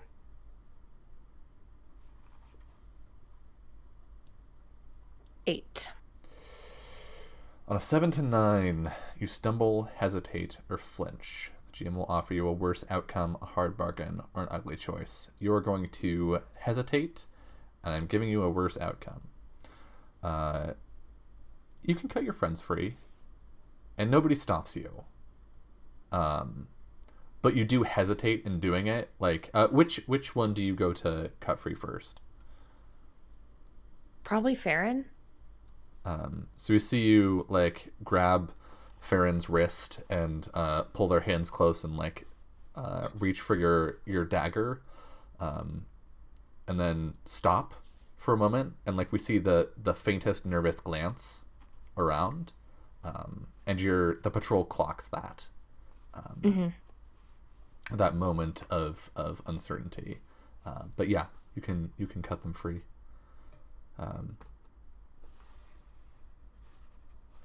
Thank you. Those were very uncomfortable.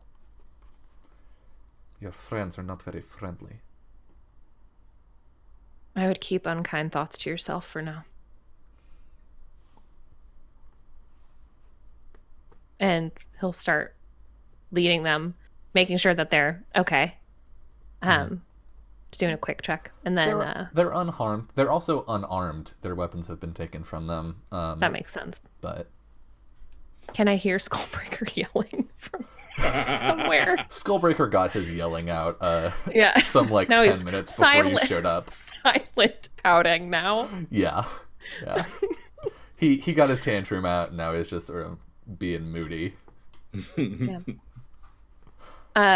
He'll nod at the others and follow the patrol.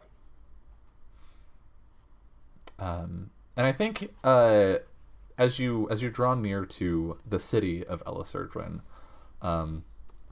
sort of near the heart of this forest, a strange thing occurs where Farron and Gregor, you're no longer being led along.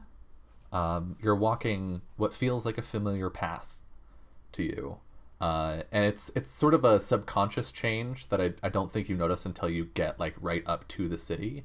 But as you reach the gate, we see what we've seen before, sort of overgrown, ancient stonework, the golden light and leaves of the autumn city, and you walked this road once in Arrow's memories, but it feels now like a road you've walked hundreds of times, as you step in through the front passageway of the city. How do you react to that?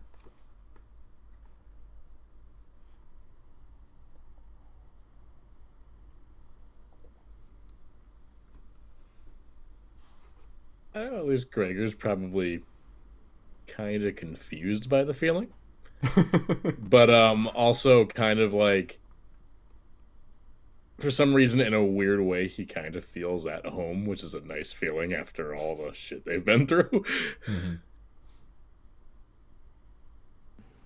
Yeah, Farron is very wary, but trying not to show that. Have the confident smile. And it's worth noting that you've heard of the city in legend, Farron. You've heard tales of the ancient elven city that disappeared long ago, never to be heard from again. All of its citizens disappearing with it.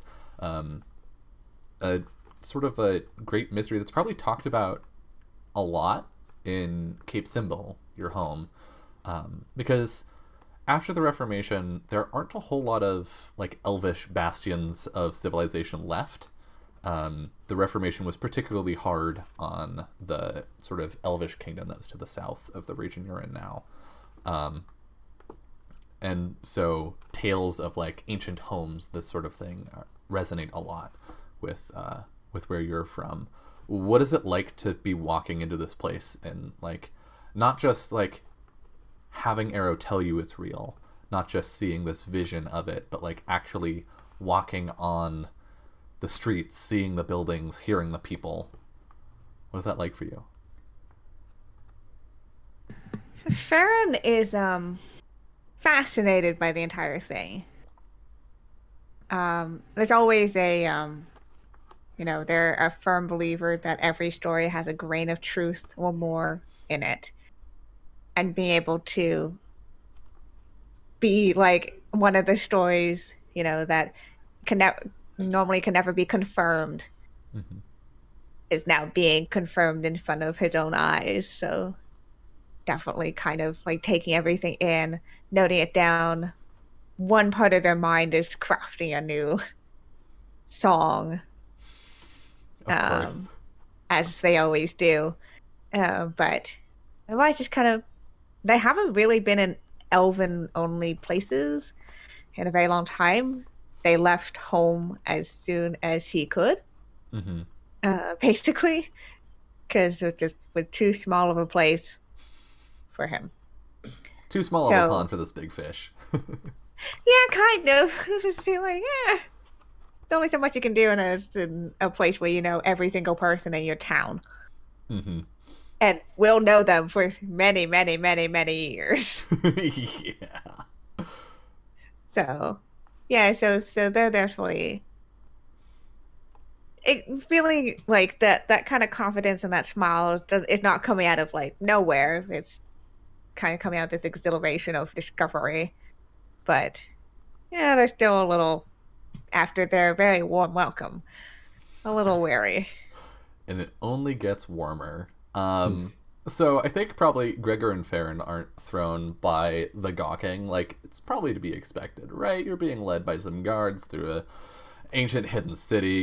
You've been called cool. outsiders several times. Like, you're probably expecting this walking through the front gates of the city. Arrow, however, I think probably this is a thing that happens rarely, but not a thing to be gawked at. Usually, right? Like, oh, okay, so there's some outsiders, something's going to happen to them. It's not about us. It's not our deal.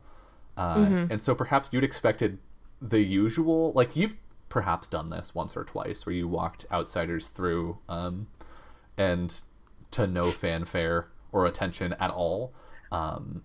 but It's me. people are looking. Yeah, people are like Yeah. watching out their windows, or like they'll stand in their doorway to watch as you pass. Hmm. And as you sort of reach, where's the seat of power in the city? Like where does the speaker for the forest hold audience?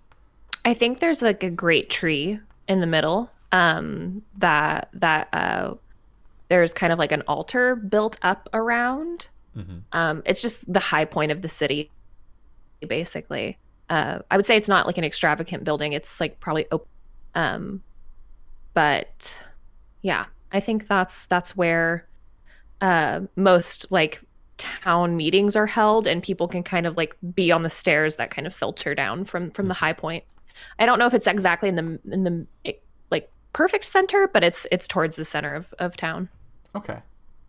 And as you break into the clearing there, um, you see a familiar face, one that you had sort of put from your mind in your time away. There's a woman by the name of, I believe it's Aliaven? Aliaven? How do you pronounce that? It's Elvish. Aliaven. Aliaven, yeah. And you see her sort of with a cluster of people having a conversation, and she looks past them and sees you. And then she turns to her companions, says something you can't hear, and leaves. As you're led up to the steps before this tree. Standing at the top of the steps at this altar, speaking with several other elves, and wearing a suit of gleaming silver armor, with a helmet tucked under one arm, and a bow crafted of a similar silver material on her back, we see a woman, and she turns her severe bird of prey gaze down upon you, and we see several emotions across her face. We see her sort of austere exterior, her severe countenance as she takes in these outsiders, and then it breaks into softness, and then sadness, and then it returns to its previous professional state. Scouts, what have you brought me? Outsiders, speaker. This one, who goes by the name of Arrow, brought them here. And the two of you recognize her. This is Arrow's mother. And you have a brief moment of like, oh, Mom. And then you're like, wait, no, not my mom. No, nope. I've never had a mom. And she, oh no. She turns to her advisors. I see. This conversation will wait. And she begins walking down the steps. Arrow, come forward. He do. How is Arrow acting? I think like up until this point, he's been pretty stoic. Definitely a weird homecoming. I don't know if I think that part of him expected to come back here someday, but it would be under his own terms, right? Mm-hmm. Right. And when he felt ready, and probably with a fuck ton more time in between his departure and his return. But I think he really can't help it. He softens so much when he sees her. I think that he's always just like highly adored and respected her. And that's like apparent. He's still trying to maintain, like, he knows their relationship is different right now. But I think that it would be very, very jarring to see him this way to the others, um, who he doesn't really show emotion for at all. Yeah. She comes halfway down the steps and then stops, sort of like one foot on a higher step, and looks down at you. Why have you brought these outsiders to our home? Do you wish to see these walls crumble? I've responded to a call for help. From whom? Her eyes narrowed dangerously. From someone within the walls.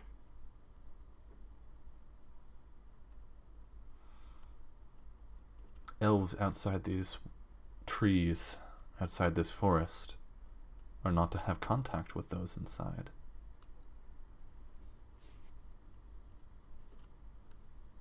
It was fear that drove the call. And is it fear that draws you here?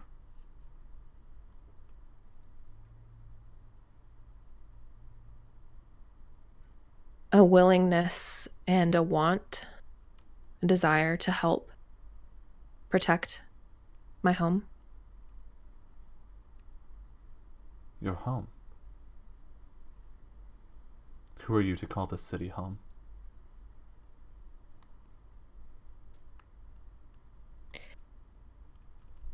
You know it will always be my home. Who are you to call this city and its forest your home? Your son. I have no son. I stand before you.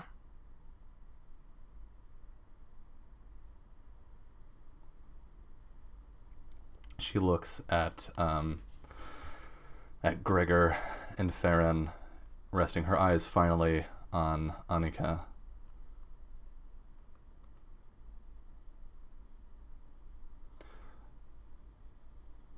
My son was a great lead. He knew this forest and its people. He knew the magic that dwells here, the importance of protecting it.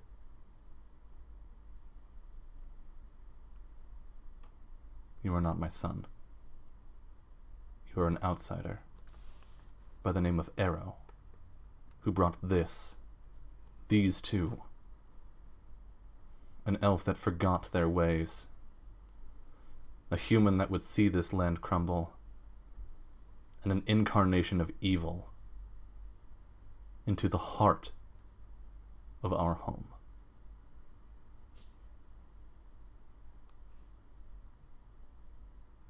No.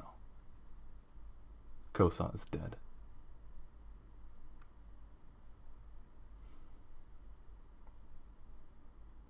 Patrol lead.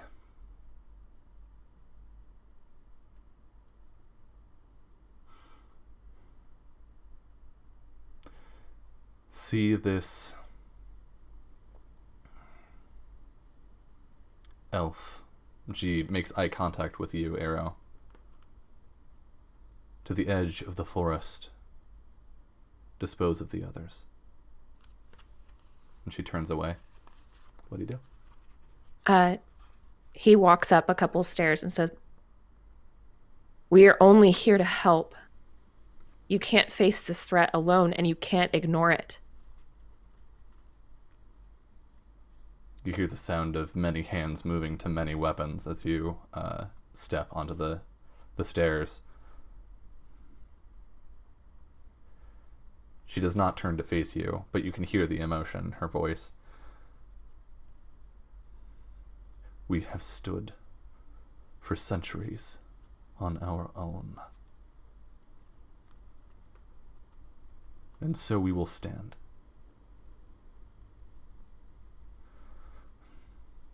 But we are at our weakest. We cannot accept such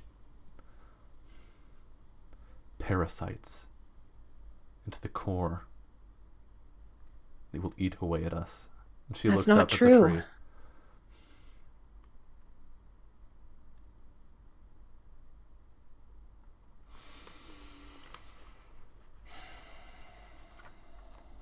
I want you to roll something. I think I want you to roll parlay, but you're gonna have to offer something, right? Right. So, let's see. And I think you are, which is why I'm saying this. I'm just not. Yeah. I don't quite have the words for what it is. Yeah, when you have leverage on a GM character and manipulate them, yeah, leverage is something they need or want. So, I I think need help. I think actually what it is she wants you to be Kosa, right? She wants her son to come home. And I think in a sense you're offering that. Does that make sense? Yeah. Okay. So go ahead and roll parlay.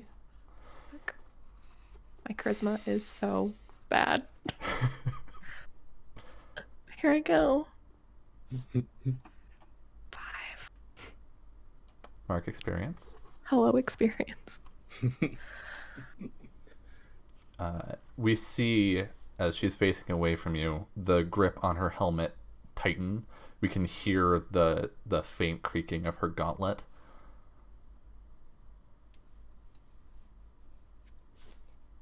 You cannot help if you do not see what harm you have brought.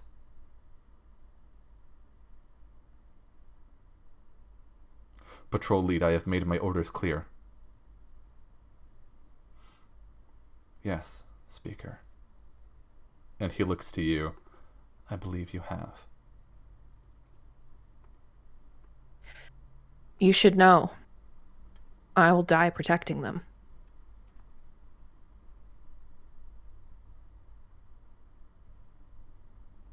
She turns her head just enough to look at you with one eye.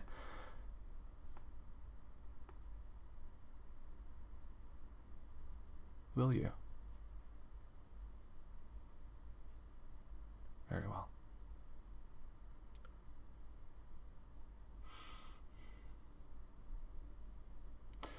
Patrol lead. See him bound, and then see him to the edge of the forest.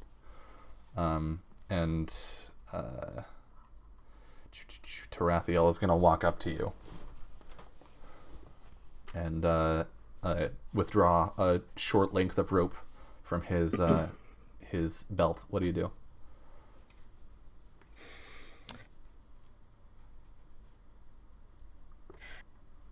I just shake my head at him slightly, like, don't do it. Okay. I think this is a defy danger. Okay. And I With think this what? is... I think it's still charisma, dude. I know. It just sucks so bad that it's charisma. Oh, God. Here I go. 6. Fuck. Oh Better. my god. I'm bad at it. Experience. You're going to get 2 levels. Probably. You see the faintest smile curl on his lips, and he's gonna reach to tie your hands.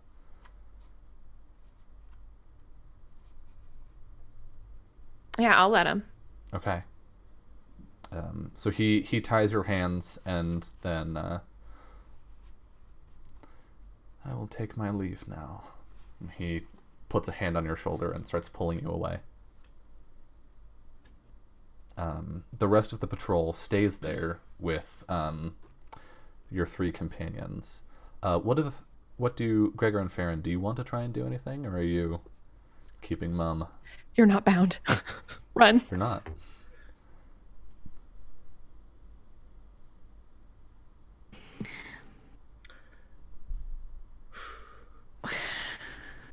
Yep.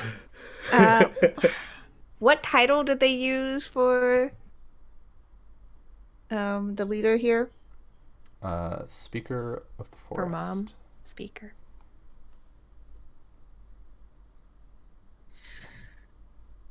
Speaker, if I may have a word. She turns to look at you. Arrow is still being led away.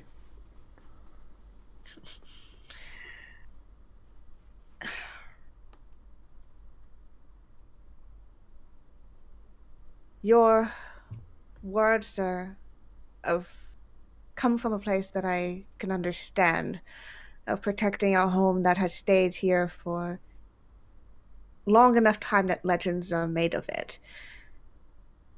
However, I am to be honest and frank with you. I'm gonna use my charming and open move. Okay, okay. I'm speaking frankly. All right, what are you saying?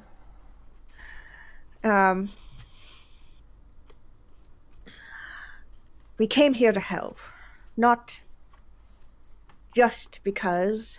It's because our friend needed help. He was going to come here alone, and he is our friend. We couldn't let him go off and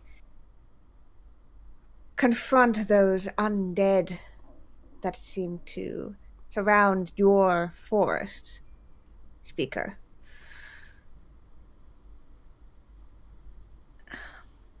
I understand your caution,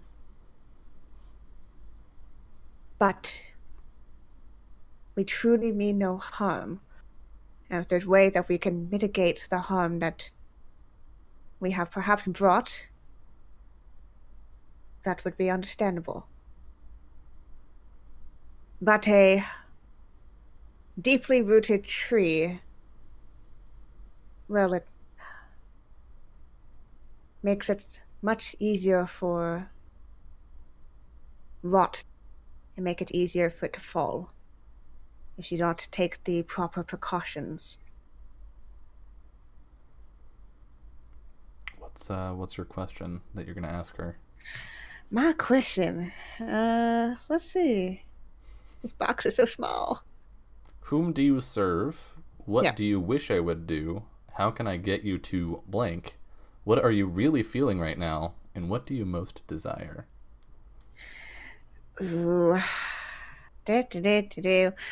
Um,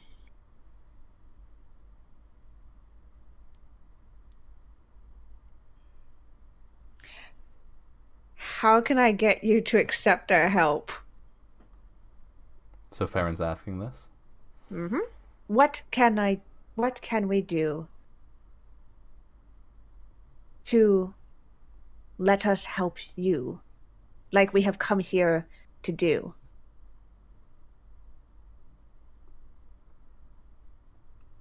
She walks down the steps the rest of the way, and she holds up a hand toward Tarathiel. And Arrow, you're held there.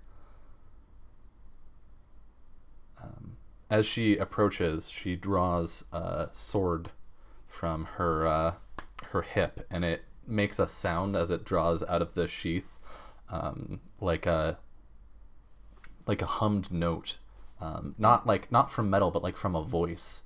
Are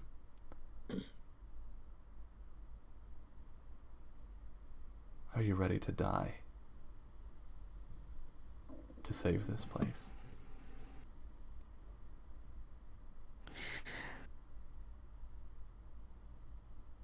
We face death on the way here.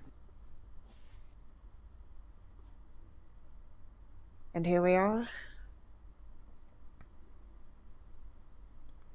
And she raises the sword and places it sort of on the side of your neck. What do you really feel right now? This is me asking my question back.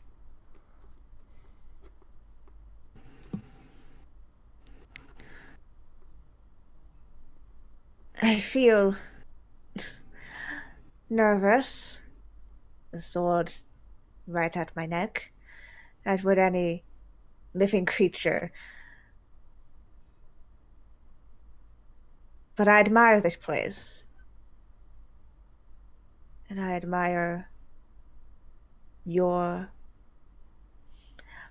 Arrow.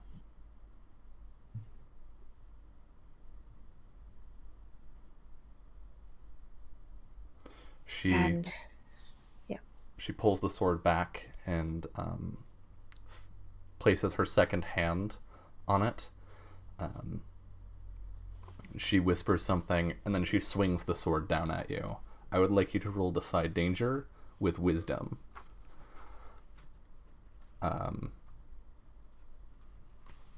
To keep your composure.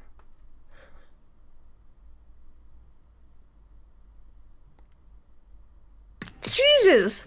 Mark experience. You are about to die. You're certain of it. You cannot restrain your sense of self-preservation in this moment. What does Farron do? Dodge it out of the way. All right, so we see you dodge to the side. You are not fast enough. The sword swings down, bearing straight through your collarbone. Gregor, you see this happen as the sword passes down from the collarbone to the hip and across. And Farron, you feel no pain. The sword passes through you, not harming you in the least.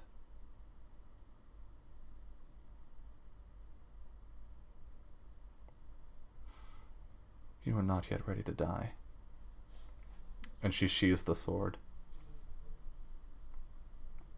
She looks out at Arrow. But you went with him.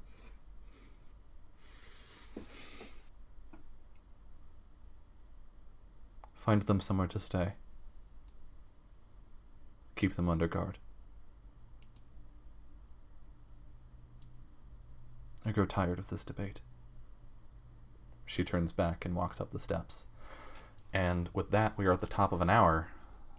So we are going to step away for our final break of the night. And when we get back, we'll see what fate awaits them next. See you soon. Welcome back to episode 14. The final hour here. So, you have been led away, taken to some portion of the city that's, I don't know, Arrow, is there somewhere in the city that isn't a jail, but could be like easily defended, like easily watched over, where you could stay? Yeah, I think there's kind of like a like cliff face that's kind of towards the outside of the city, where the forest just kind of has like a drop in it. And I think they've built like a barracks kind of into it where the elves who are training can stay so that they can have like a more regimented schedule. Okay. They're nice. They're like apartments. They're not, it's not like jail. Well, I get the impression that like everywhere in Ellis Urtrin is nice. Really by nice, most people's standards. I don't even really know there is a jail, because when you're fucking bad, they kick you out. Right. And the magic of the forest helps them keep you out. Mm-hmm. You're just kind of exiled. I don't think anybody... Jail is the outside world. Or you're killed, right? Yeah. Like, if you're a murderer, you're going to be murdered. Like, they're going to take you out. So I think that there's not really a need for a holding cell. This is probably as close as it would get. Mm-hmm. But really, they're just kind of like nice apartments where the new like follows stay when they're training. So you've been led to one of these apartments, and I think it can house all of you with your particular level of comfort with each other. but it's not. It's like this is the greatest slight they could give in terms of hospitality, besides killing you. In that, like, they've put maybe too many of you in one apartment by a They small definitely have amount. like they definitely have like full patrol lodging areas where an entire patrol can stay together to like really get to know each other and bond. So like they could have put us in a house of like 3 to 6 people, but they put us in a house for like 2. Yeah. Just kind of rude. Well, that's just fine.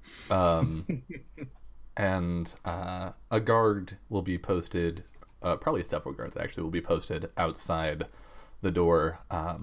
But how do I keep forgetting his name? Tarathiel. There we go. Tarathiel does not stick around. Just think about terrible Tarathiel. Okay, sure. Will that help you? He and his patrol will go back out to their portion of the forest, and you're given sort of a moment of quiet with the 4 of each other. What do you do?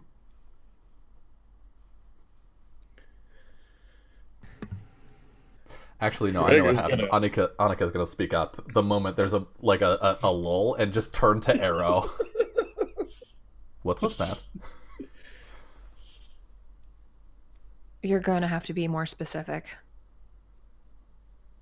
I would like less specific answers. I would like some broad strokes first, so that we can. Who are everything? Who was that? Who are you? What is going on between? Was that your wife, or? The speaker was my mother.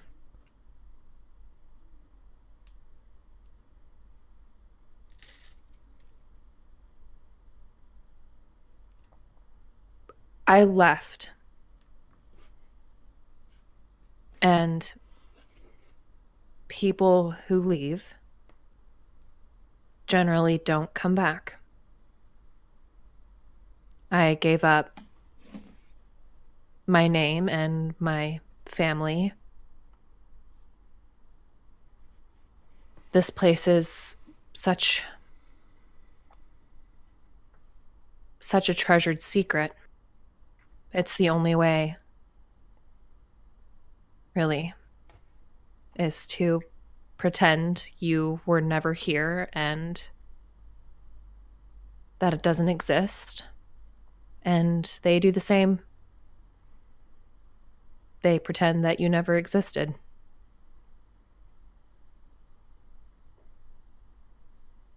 Under rare circumstances, some are welcomed back, and I thought maybe someday that could be me, but bringing in outsiders is unforgivable.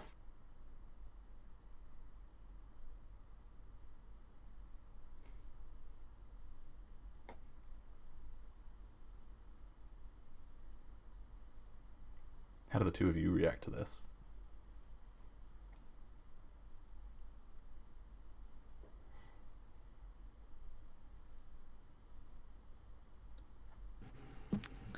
I mean, Arrow told y'all this would fucking happen. Yeah. So, like, Farron feels a little bit bad, because, they did kind of, like, push their way into this. But also, at the same time, it's like, I have some regrets, but also, it made total sense. Look how not dead I am. It's amazing. Well,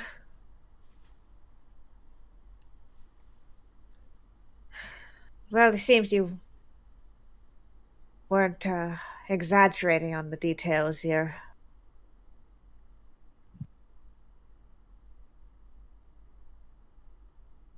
I'm not really one for exaggeration.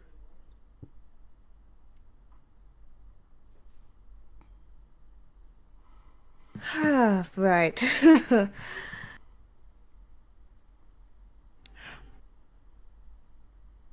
Are you going to be all right?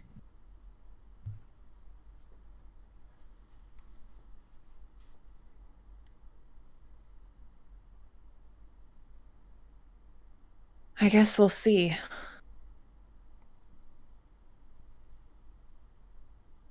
I can only hope that they'll accept our help. And maybe in some small way that can redeem my position here, but if not, this was the life I picked for myself. I can't be angry with her.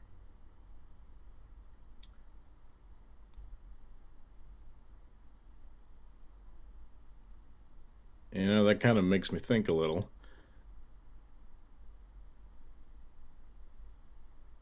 Clearly, your mom's kind of a big deal, right?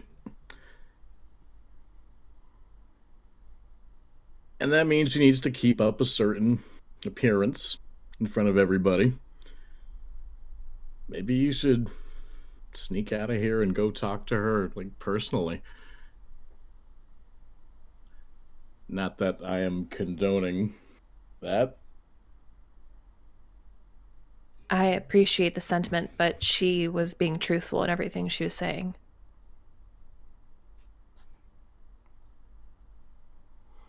I mean, I'm not saying she has to invite you.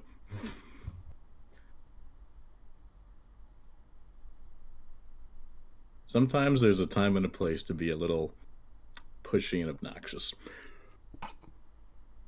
She just...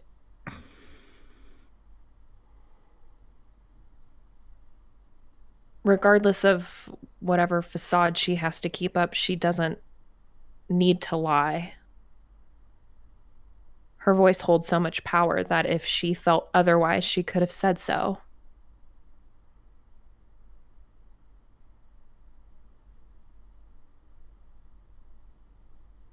Well, she hasn't killed us yet.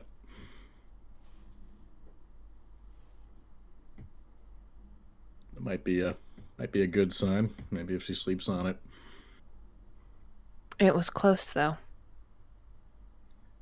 Yeah. Farron, thank you for speaking up when you did. With the least I could do.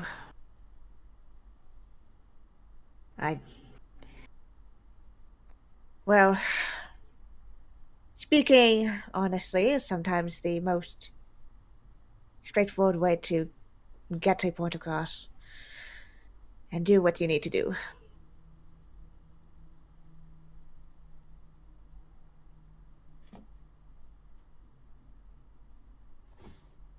I'm sure Annika is just like, are you serious right now?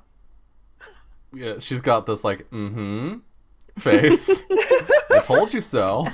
Told Yeah. you, idiots. Yeah, Farron will look over at her and just like, not wink, but give like a smile, like a kind of like a yeah, kind of like Yeah. look. She's not trying to hide it at all, to Yeah. be clear. And I think after, like, as that moment concludes, there's a commotion out in the hallway. You hear raised voices, people yelling at each other, not to each other, not raising an alarm, but like there's an argument of some sort happening outside. Does one of the voices sound familiar? Because I think I know who it is. Would you like to discern realities? Sure. With I'm smart? Or is it always wisdom? It's always wisdom. Okay. Here we go. 7 to 9. You get to ask one question. Who it? Off the list. You can twist one of them into asking who it is. It's not that hard. Yeah. You got this. I believe in you. What's happening here, Reese, right now? What's happening? Do you want to know what happened here recently? Or Yeah. what is about to happen? What is about to happen? What is about to happen is Hawk is about to bully her way into Fucking thought this so. room Yep, that's I knew it was her. by haranguing the guards. Yeah, makes sense. Love her. Yeah. So, and that is in fact what happens. the door opens, and the rest of you see Hawk, who you saw in the vision briefly, but I don't know that you have like the relational context to understand who she is to Arrow necessarily. And you see her stand in the doorway and like turn to the guards. I don't care what orders you were given. I'm giving you these ones. Let me through or face the consequences. And then she just slams the door.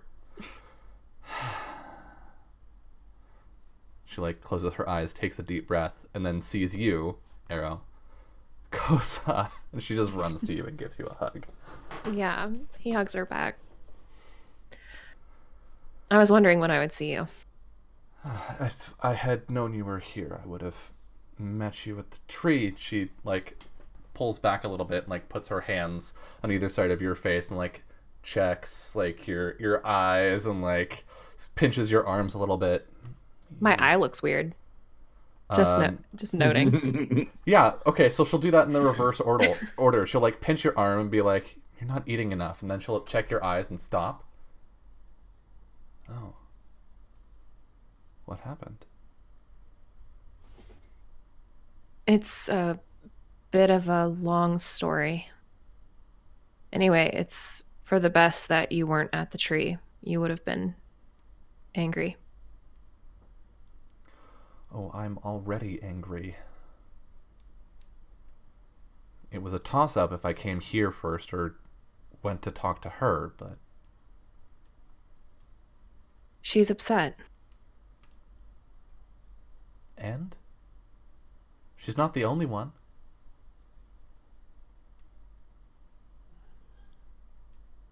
Well, these are my friends. They've insisted on coming to help. She looks between you as if she's just noticing you for the first time. Oh. Well. Thank you. We could use all the help we can get. That's really refreshing to hear. Yeah. Farron will politely incline his head. I would say don't mind Mian, but that would be a dangerous strategy. Instead, don't consider her words a reflection of yourself. Are you okay, Kosa? Yes, I'm more interested on hearing everything that's been happening since we last spoke. We saw them on our way in. You did.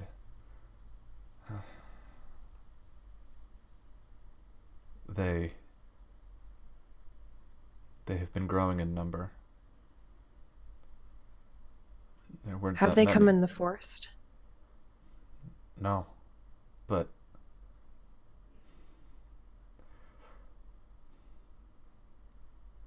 they've been cutting away at it.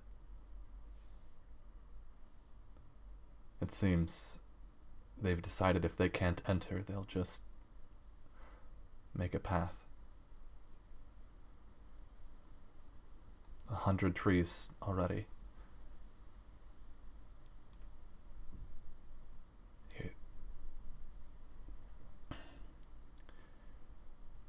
It's awful.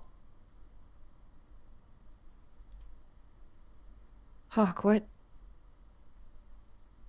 pulls them here? Do we know anything? No. Any scouts we've sent have either not returned or not gotten close enough to learn anything useful. We've kept an eye on their numbers, but it's the best we could do. There's just too many. And when people don't come back, we know their numbers grow.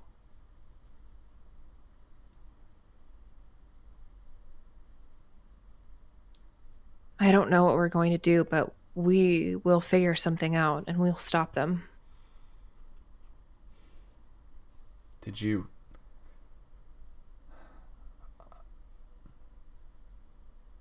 While you were out there, Did you find anything or hear of anything that could help?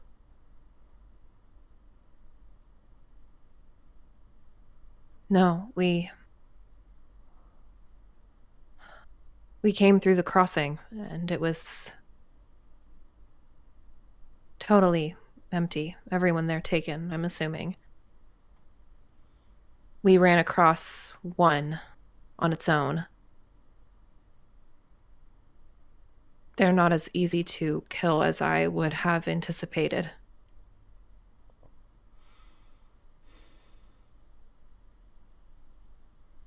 You see her shoulders sag a bit. Well, I'm glad to have you home.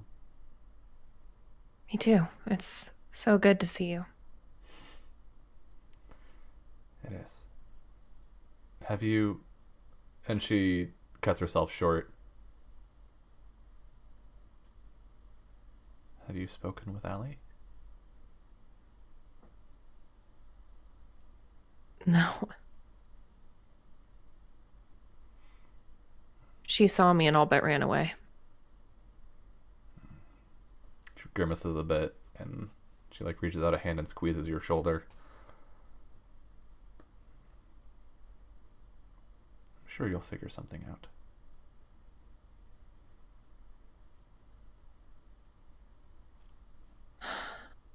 But to be clear, that situation, whatever you do figure out, it is your fault. I'm well aware, thank you. You're welcome.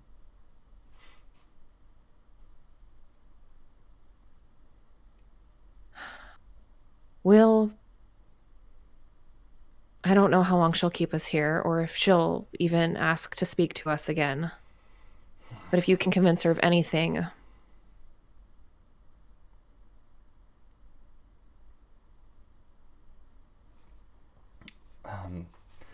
She looks around at the three of you.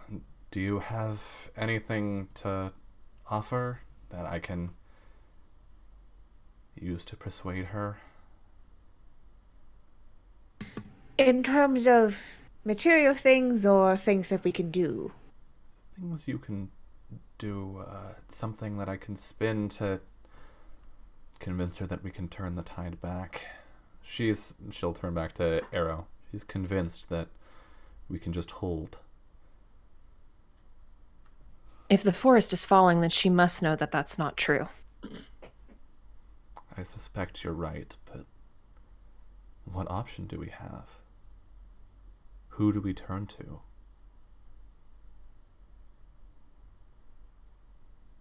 I have a very rough and risky idea, but she will not like it. Yeah?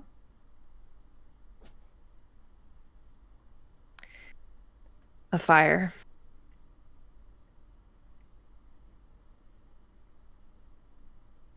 A fire. The trees have withstood worse. If we could keep it contained, we could burn them by the dozens.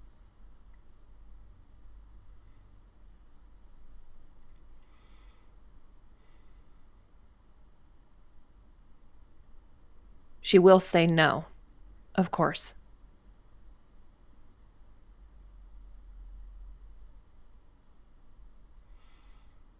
But?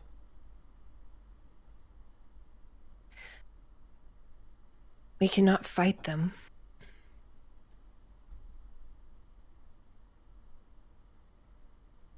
And if we could cut down their numbers enough to find out what controls them, because something does control them. They don't act independently.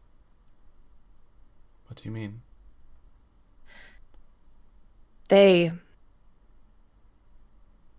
When I saw them, when the Southern Patrol took these 3,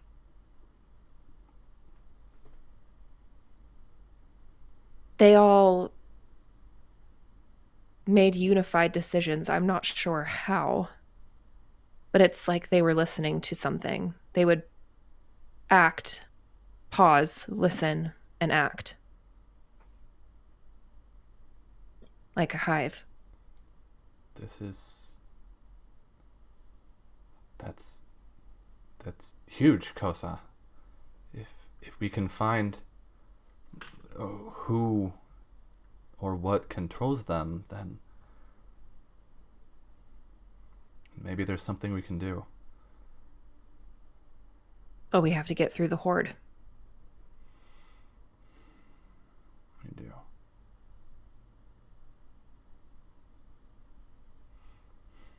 Well, I'm sorry that you are, for now, confined to these quarters. Is there anything that would be helpful to you in making ready to, if I can convince her to even let you help?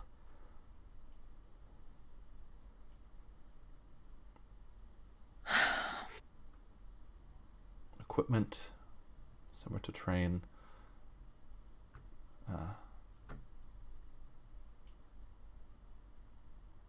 If we could find anything in the library, anything that may be even similar to something like this.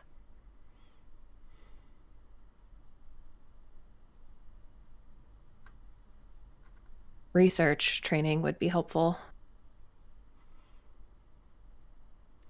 I'll talk to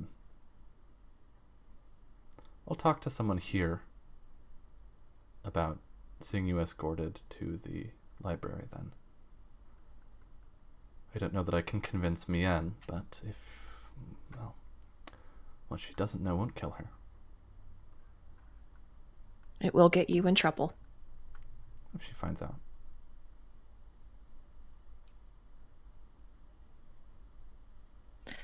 I do have something before you go. And he'll dig out the diary, the Bright Song diary, and hand it over to her. Oh, we found this at the crossing. Oh. Is Hawk older or younger than you? Or the same age? Younger. Younger, okay. Not by a lot. Like Yeah. a couple years, maybe.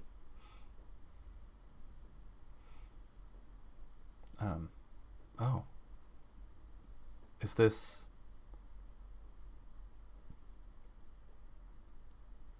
the Bright Song?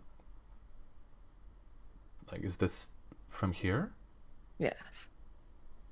I think she made her way to the crossing and settled down there. She didn't get far, but I thought, because she never came back, that her family might like to know what happened.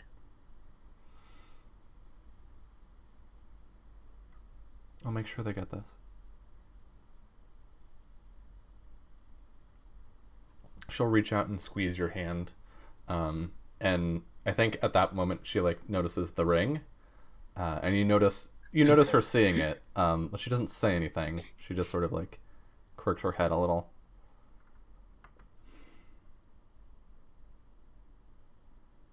I'm proud of you, Kosa. But more than that, thank you. I know I asked for a lot, asking for you to come back here.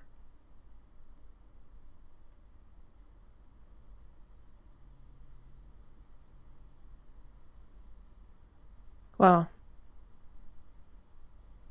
you know I'm a pushover for you, so. She smiles and punches you very lightly on the shoulder. Yep. Well, I suppose I have some business to attend to. Keep us as updated as you can. Of course. She walks to the door. And you, she yells back to you, how dare you bring these people here? She winks. She closes the door. That man. She walks down the hall.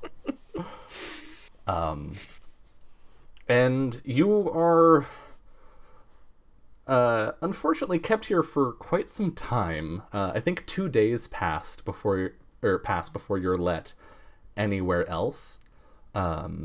But some 2 days later, one of your guards will like open the door and be like, sheepishly, I was told to take one of you or some of you to the library or something, and it's like obviously very uncomfortable with this. Ever, if you wouldn't mind, if you wanted to go, if I could tag along. The more sets of eyes, the better. I like to read. Annika just like I think Annika Gregor found a look.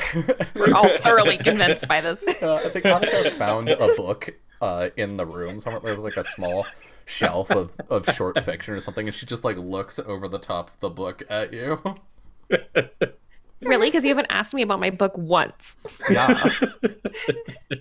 No, it's Farron's just like, really? I just want to get out of this room.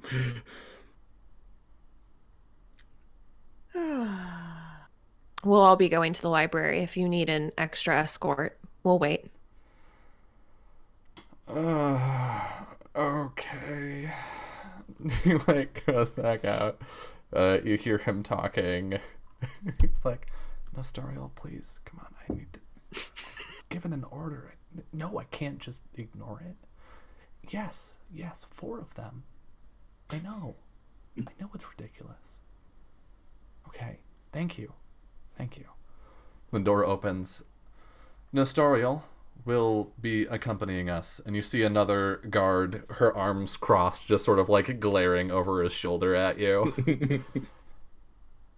We should go now. You will have a few hours, and then I am to bring you back. All right, thank you. Yes, of course. And the 2 of them will lead you to the library. What is the library like?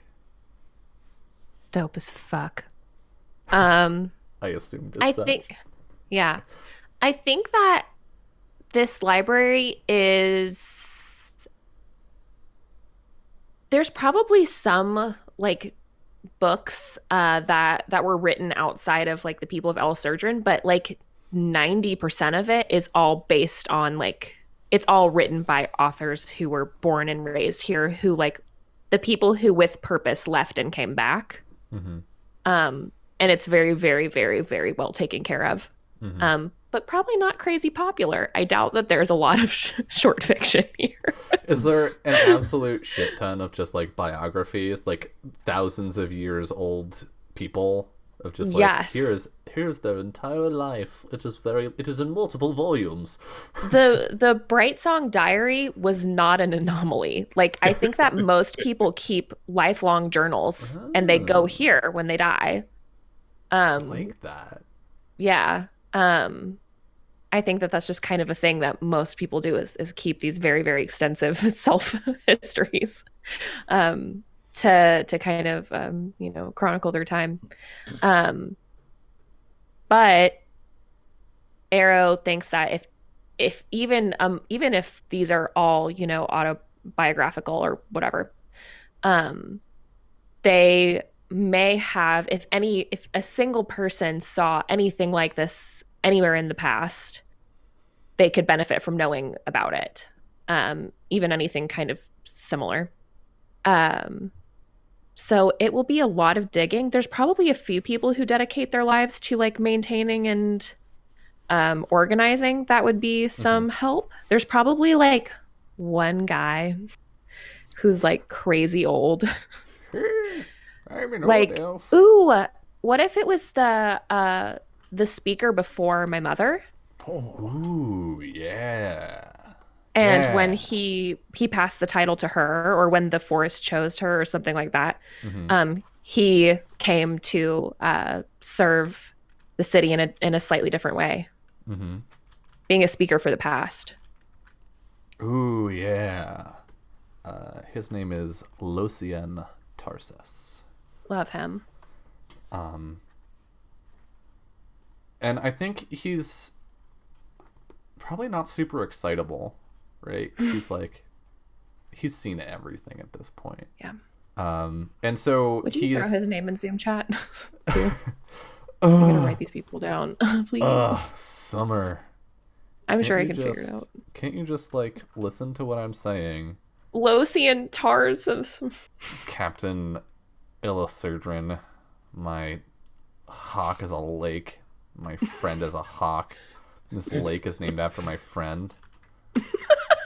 Uh, 1 second. I need to copy this and then. Also, I need to do my paste. knife. By the way. Okay, would you like to do that now? Yeah, I might as well. Are you naming Losian? Or something else? I wanted to name Tarathiel. Okay. So, when you craft a knife, if it's the first time this session, choose one, earn a point of experience, or make a new bond with the character that you named. Would you like to make Thank a new you. bond with Tarathiel? Oh, you know what? That kind of seems fun, actually. You can turn it into a bond with one of your friends later. Yeah, that's true. I'm gonna do this. Okay, Okay. Tarathiel. Cool.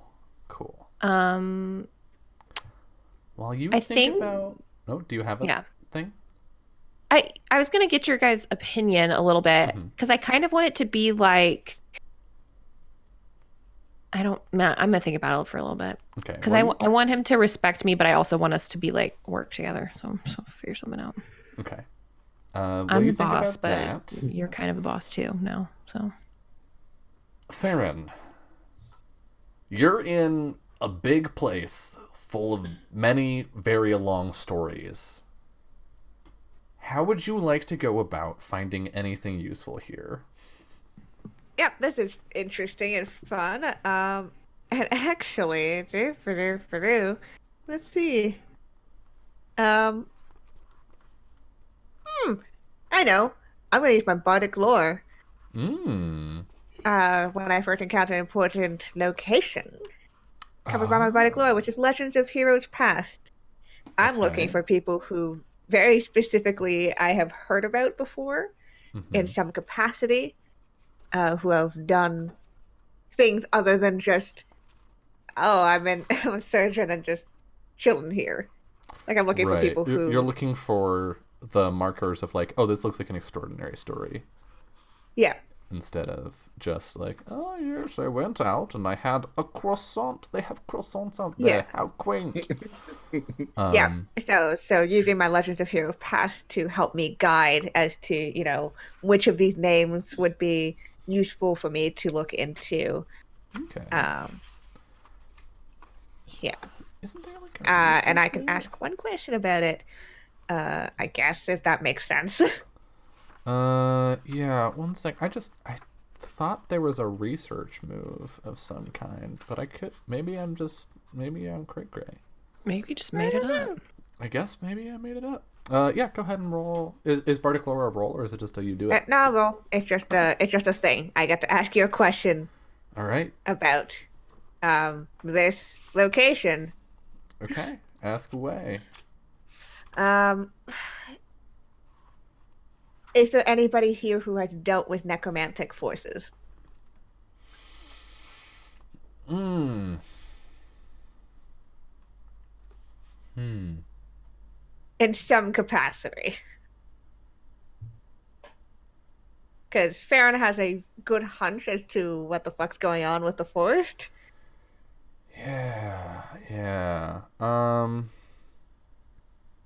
Anyone here who has dealt with necromantic forces?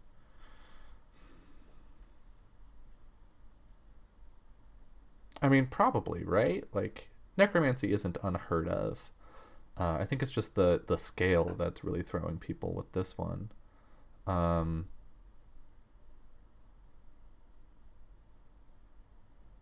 In a way that would be dealing with heroes of the past. Yeah. Can you do me a favor and Yep. just roll me 2d6 2d6? plus int? Yeah. Oh, plus int. Yeah. Okay.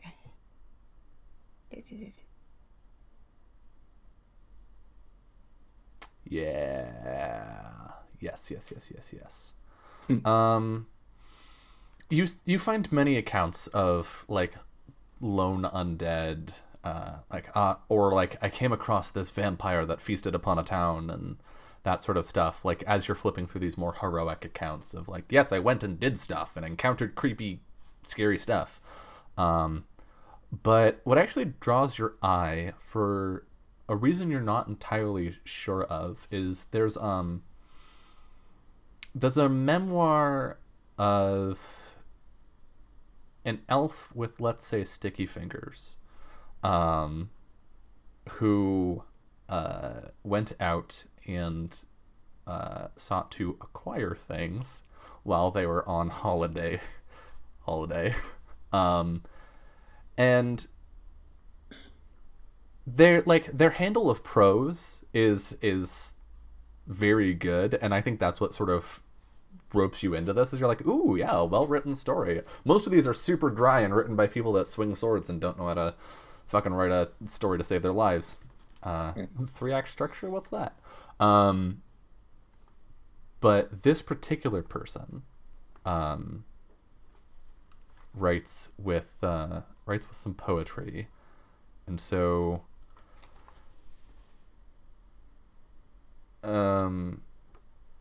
my brain. Hold on. Kiana's camera is frozen for me. Is that just me? Kiana, are you here? No, it's frozen. Okay, cool. I'm getting ready to describe this thing, and I'm like, is Kiana gonna hear this? Or I think Kiana, can you hear us? And probably not. I think Kiana Silent. might be ripped. I can go over my bond that I created really quick. Hell yeah, please do. With Tarathiel. Tarathiel is trying to prove himself in the position I once held. I will show him the value of forging his own path. Hey! Woohoo! Whoa, okay. Kiana, you're playing Arrow now. There we go. Have fun. Get sad. Hi, sorry. You're playing Arrow now, Kiana. Oh, Enjoy. all right. Let me fix the cameras real quick. Sorry. My internet, I don't even know if my computer just decided to disconnect with everything. Oh no. Well, you're back now, and that's all that matters. Yeah. Okay, and your face is back where it should be. So as you read this story, it's written with some poetry, whereas the others are very dry. And there's a portion where they're going through Sanctuary.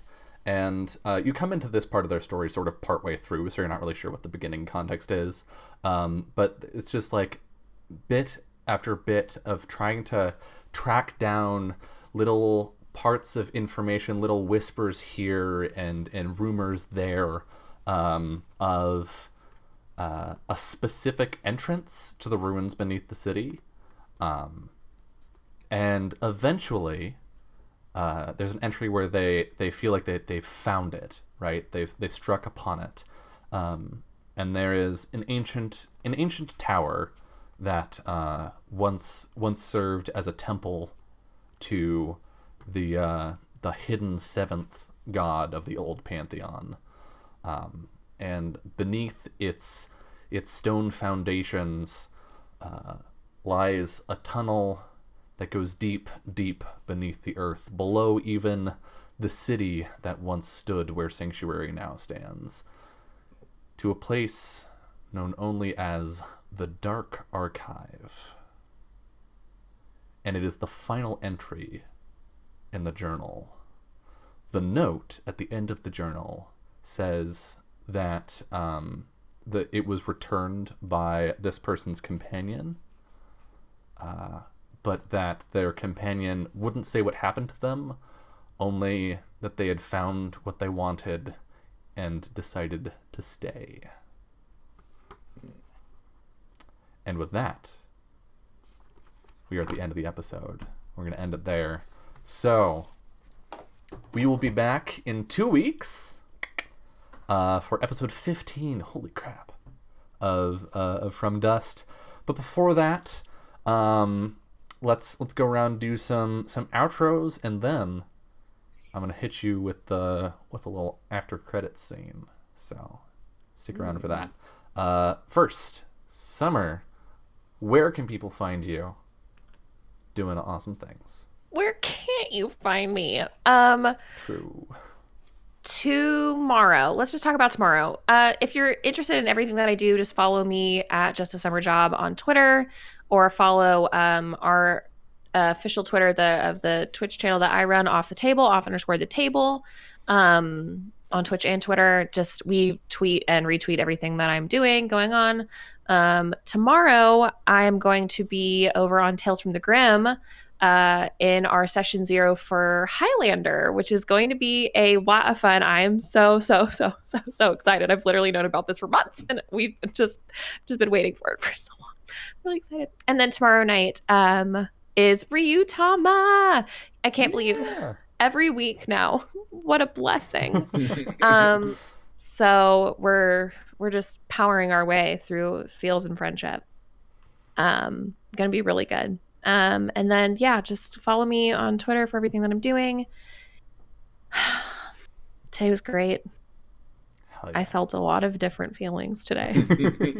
Yay! Stress, sadness, happiness. All the good ones. Thanks, Dylan. It was great. You're welcome. Kiana, where can people find you doing RPG stuff or other stuff? Yeah, that was a lot of fun. I really enjoyed this episode. No more about a sad boy. Woo! No more about a sad boy. We haven't had a chance to do that, so I'm excited to delve a little more into a very secretive sad boy. Give us the secrets, Arrow. You can't hide them anymore. Until next episode, you guys find me over on Twitter at KennaS. Best way to figure out what I'm doing, because I'm all over the internet playing role-playing games almost every day of the week. But what I'm going to plug is a thing called Salty Sweet Games. It's a channel that's featuring me and that Salty Ginger Lauren. It's not launching for a few more months officially, but we're kind of doing some test stream stuff. So we did a couple of sessions. We're doing some sessions of tabletop games. We're also going to be doing some horror games, like video games. So that'll be fun. So if you like seeing us yell and having fun with friends, that's definitely a place to find us on Twitter and on Twitch, Salty Sweet Games. Yeah, can't wait for this and to see what cool information we get to find out. It'll be fine. It'll be fine. I mean, tonight was fine, so. Yeah. I mean, Farron did get slashed. He did get a little murdered, but only fake murdered, so. But it's physically fake murdered, emotionally murdered. Yeah. Adam. Where Hey, can people gang. find your cool stuff? You can find my cool stuff in general on Twitter at AdamRowVO. You can find my YouTube on there. That's where I post a lot of fun videos talking about the behavioral social aspects of tabletop games, such as the ones we have played tonight. I've also started just having fun and doing some little skits on there, which seem to be taking off with people. So, you know, you got your smart thinky stuff and your not so smart funny stuff. So a little something for everybody. I am on Instagram, Adam Rose Minis. You can watch me me paint my artwork, and I am gonna plug. So I recently just launched a coffee. So if you guys want to buy me a coffee, it's just Adam Rowe on there, and I just repurposed my Patreon recently because I had a hard time thinking of what I wanted to offer as a reward, and I have finally decided. I haven't decided on the final number.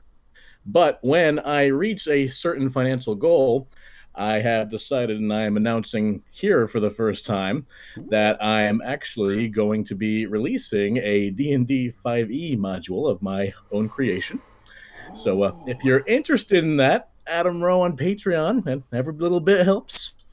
And yeah, that's about it for me. Hell yeah, that sounds dope. Awesome. Definitely go check that out. Go check all these people out. I am me. You're on my channel. You can find me here frequently. You can also find me on Twitter and YouTube. Both of those are also in RSS. Oh god, what do I want to say? The YouTube has past VODs of some stuff. I'm really behind on that shit. I need to catch up on my RPG stuff. But you can find my gameplay things for video games on there. Those are mostly up to date. My Twitter is where I yell about everything. My Patreon, you can also find that, is an RSS where that's goal based. As we hit certain goals, I will be releasing rewards publicly, and we're actually really close to our first goal now. Let me go take a look at that. Yeah, we are $20 away from our first goal, which will have me doing giveaways every month of my maps and token borders. If you look on the screen here, this map, which let me go here, this map, yeah, that I made that. That's one of my sets that would be available as part of a giveaway. So if you like the look of that and you would like to use that in your own games, but also would like to help other people get that stuff, consider taking a look at my Patreon.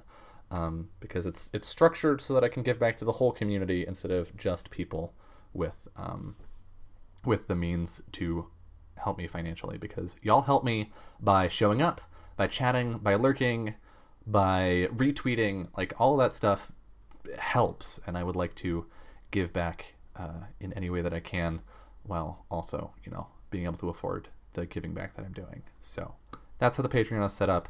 I'll also want to shout out the bit goal real quick, because that's a thing that's happening on this channel now, and I don't remember if I've mentioned it on this show yet, but I have a bit goal that's running. It's not set to like a time, it's set to whenever we just accrue that much, and I think after tonight we're like right around at 10%. Big thanks to TVM for the bits earlier, helping us get to that point. But when we hit that goal, I will run a bonus one-shot. So outside my shows that I'm running, I will run a bonus one-shot, and the one that is currently on deck is for a Monster of the Week one-shot.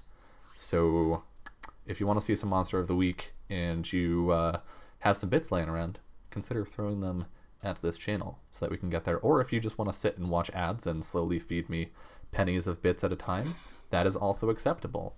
And we'll get us closer to that goal. The big reason why I'm doing the bonus one shot that way is because I will be setting aside the money from that goal to pay the cast for whatever one shot I do. So if you like supporting these people, most of them have places you can support them directly. But if you would like to support everyone that you see on my shows, that is a way to do that, because I will almost certainly be pulling from the casts of my current shows for those one shots. So yeah, I think that's all my shout-outy stuff that I have for now. Oh, except that I might be live later on a friend's channel playing Apex Legends because I'm addicted. You can check out the Discord where I will announce when I'm live elsewhere. But yeah, so with that aside, let us dip back into the game for a moment. We see the vast, silent army of the dead, standing stock still, staring in unison at the forest. We can very faintly hear the wind rustle their clothing, those of them that still have the remnants of their corporeal form.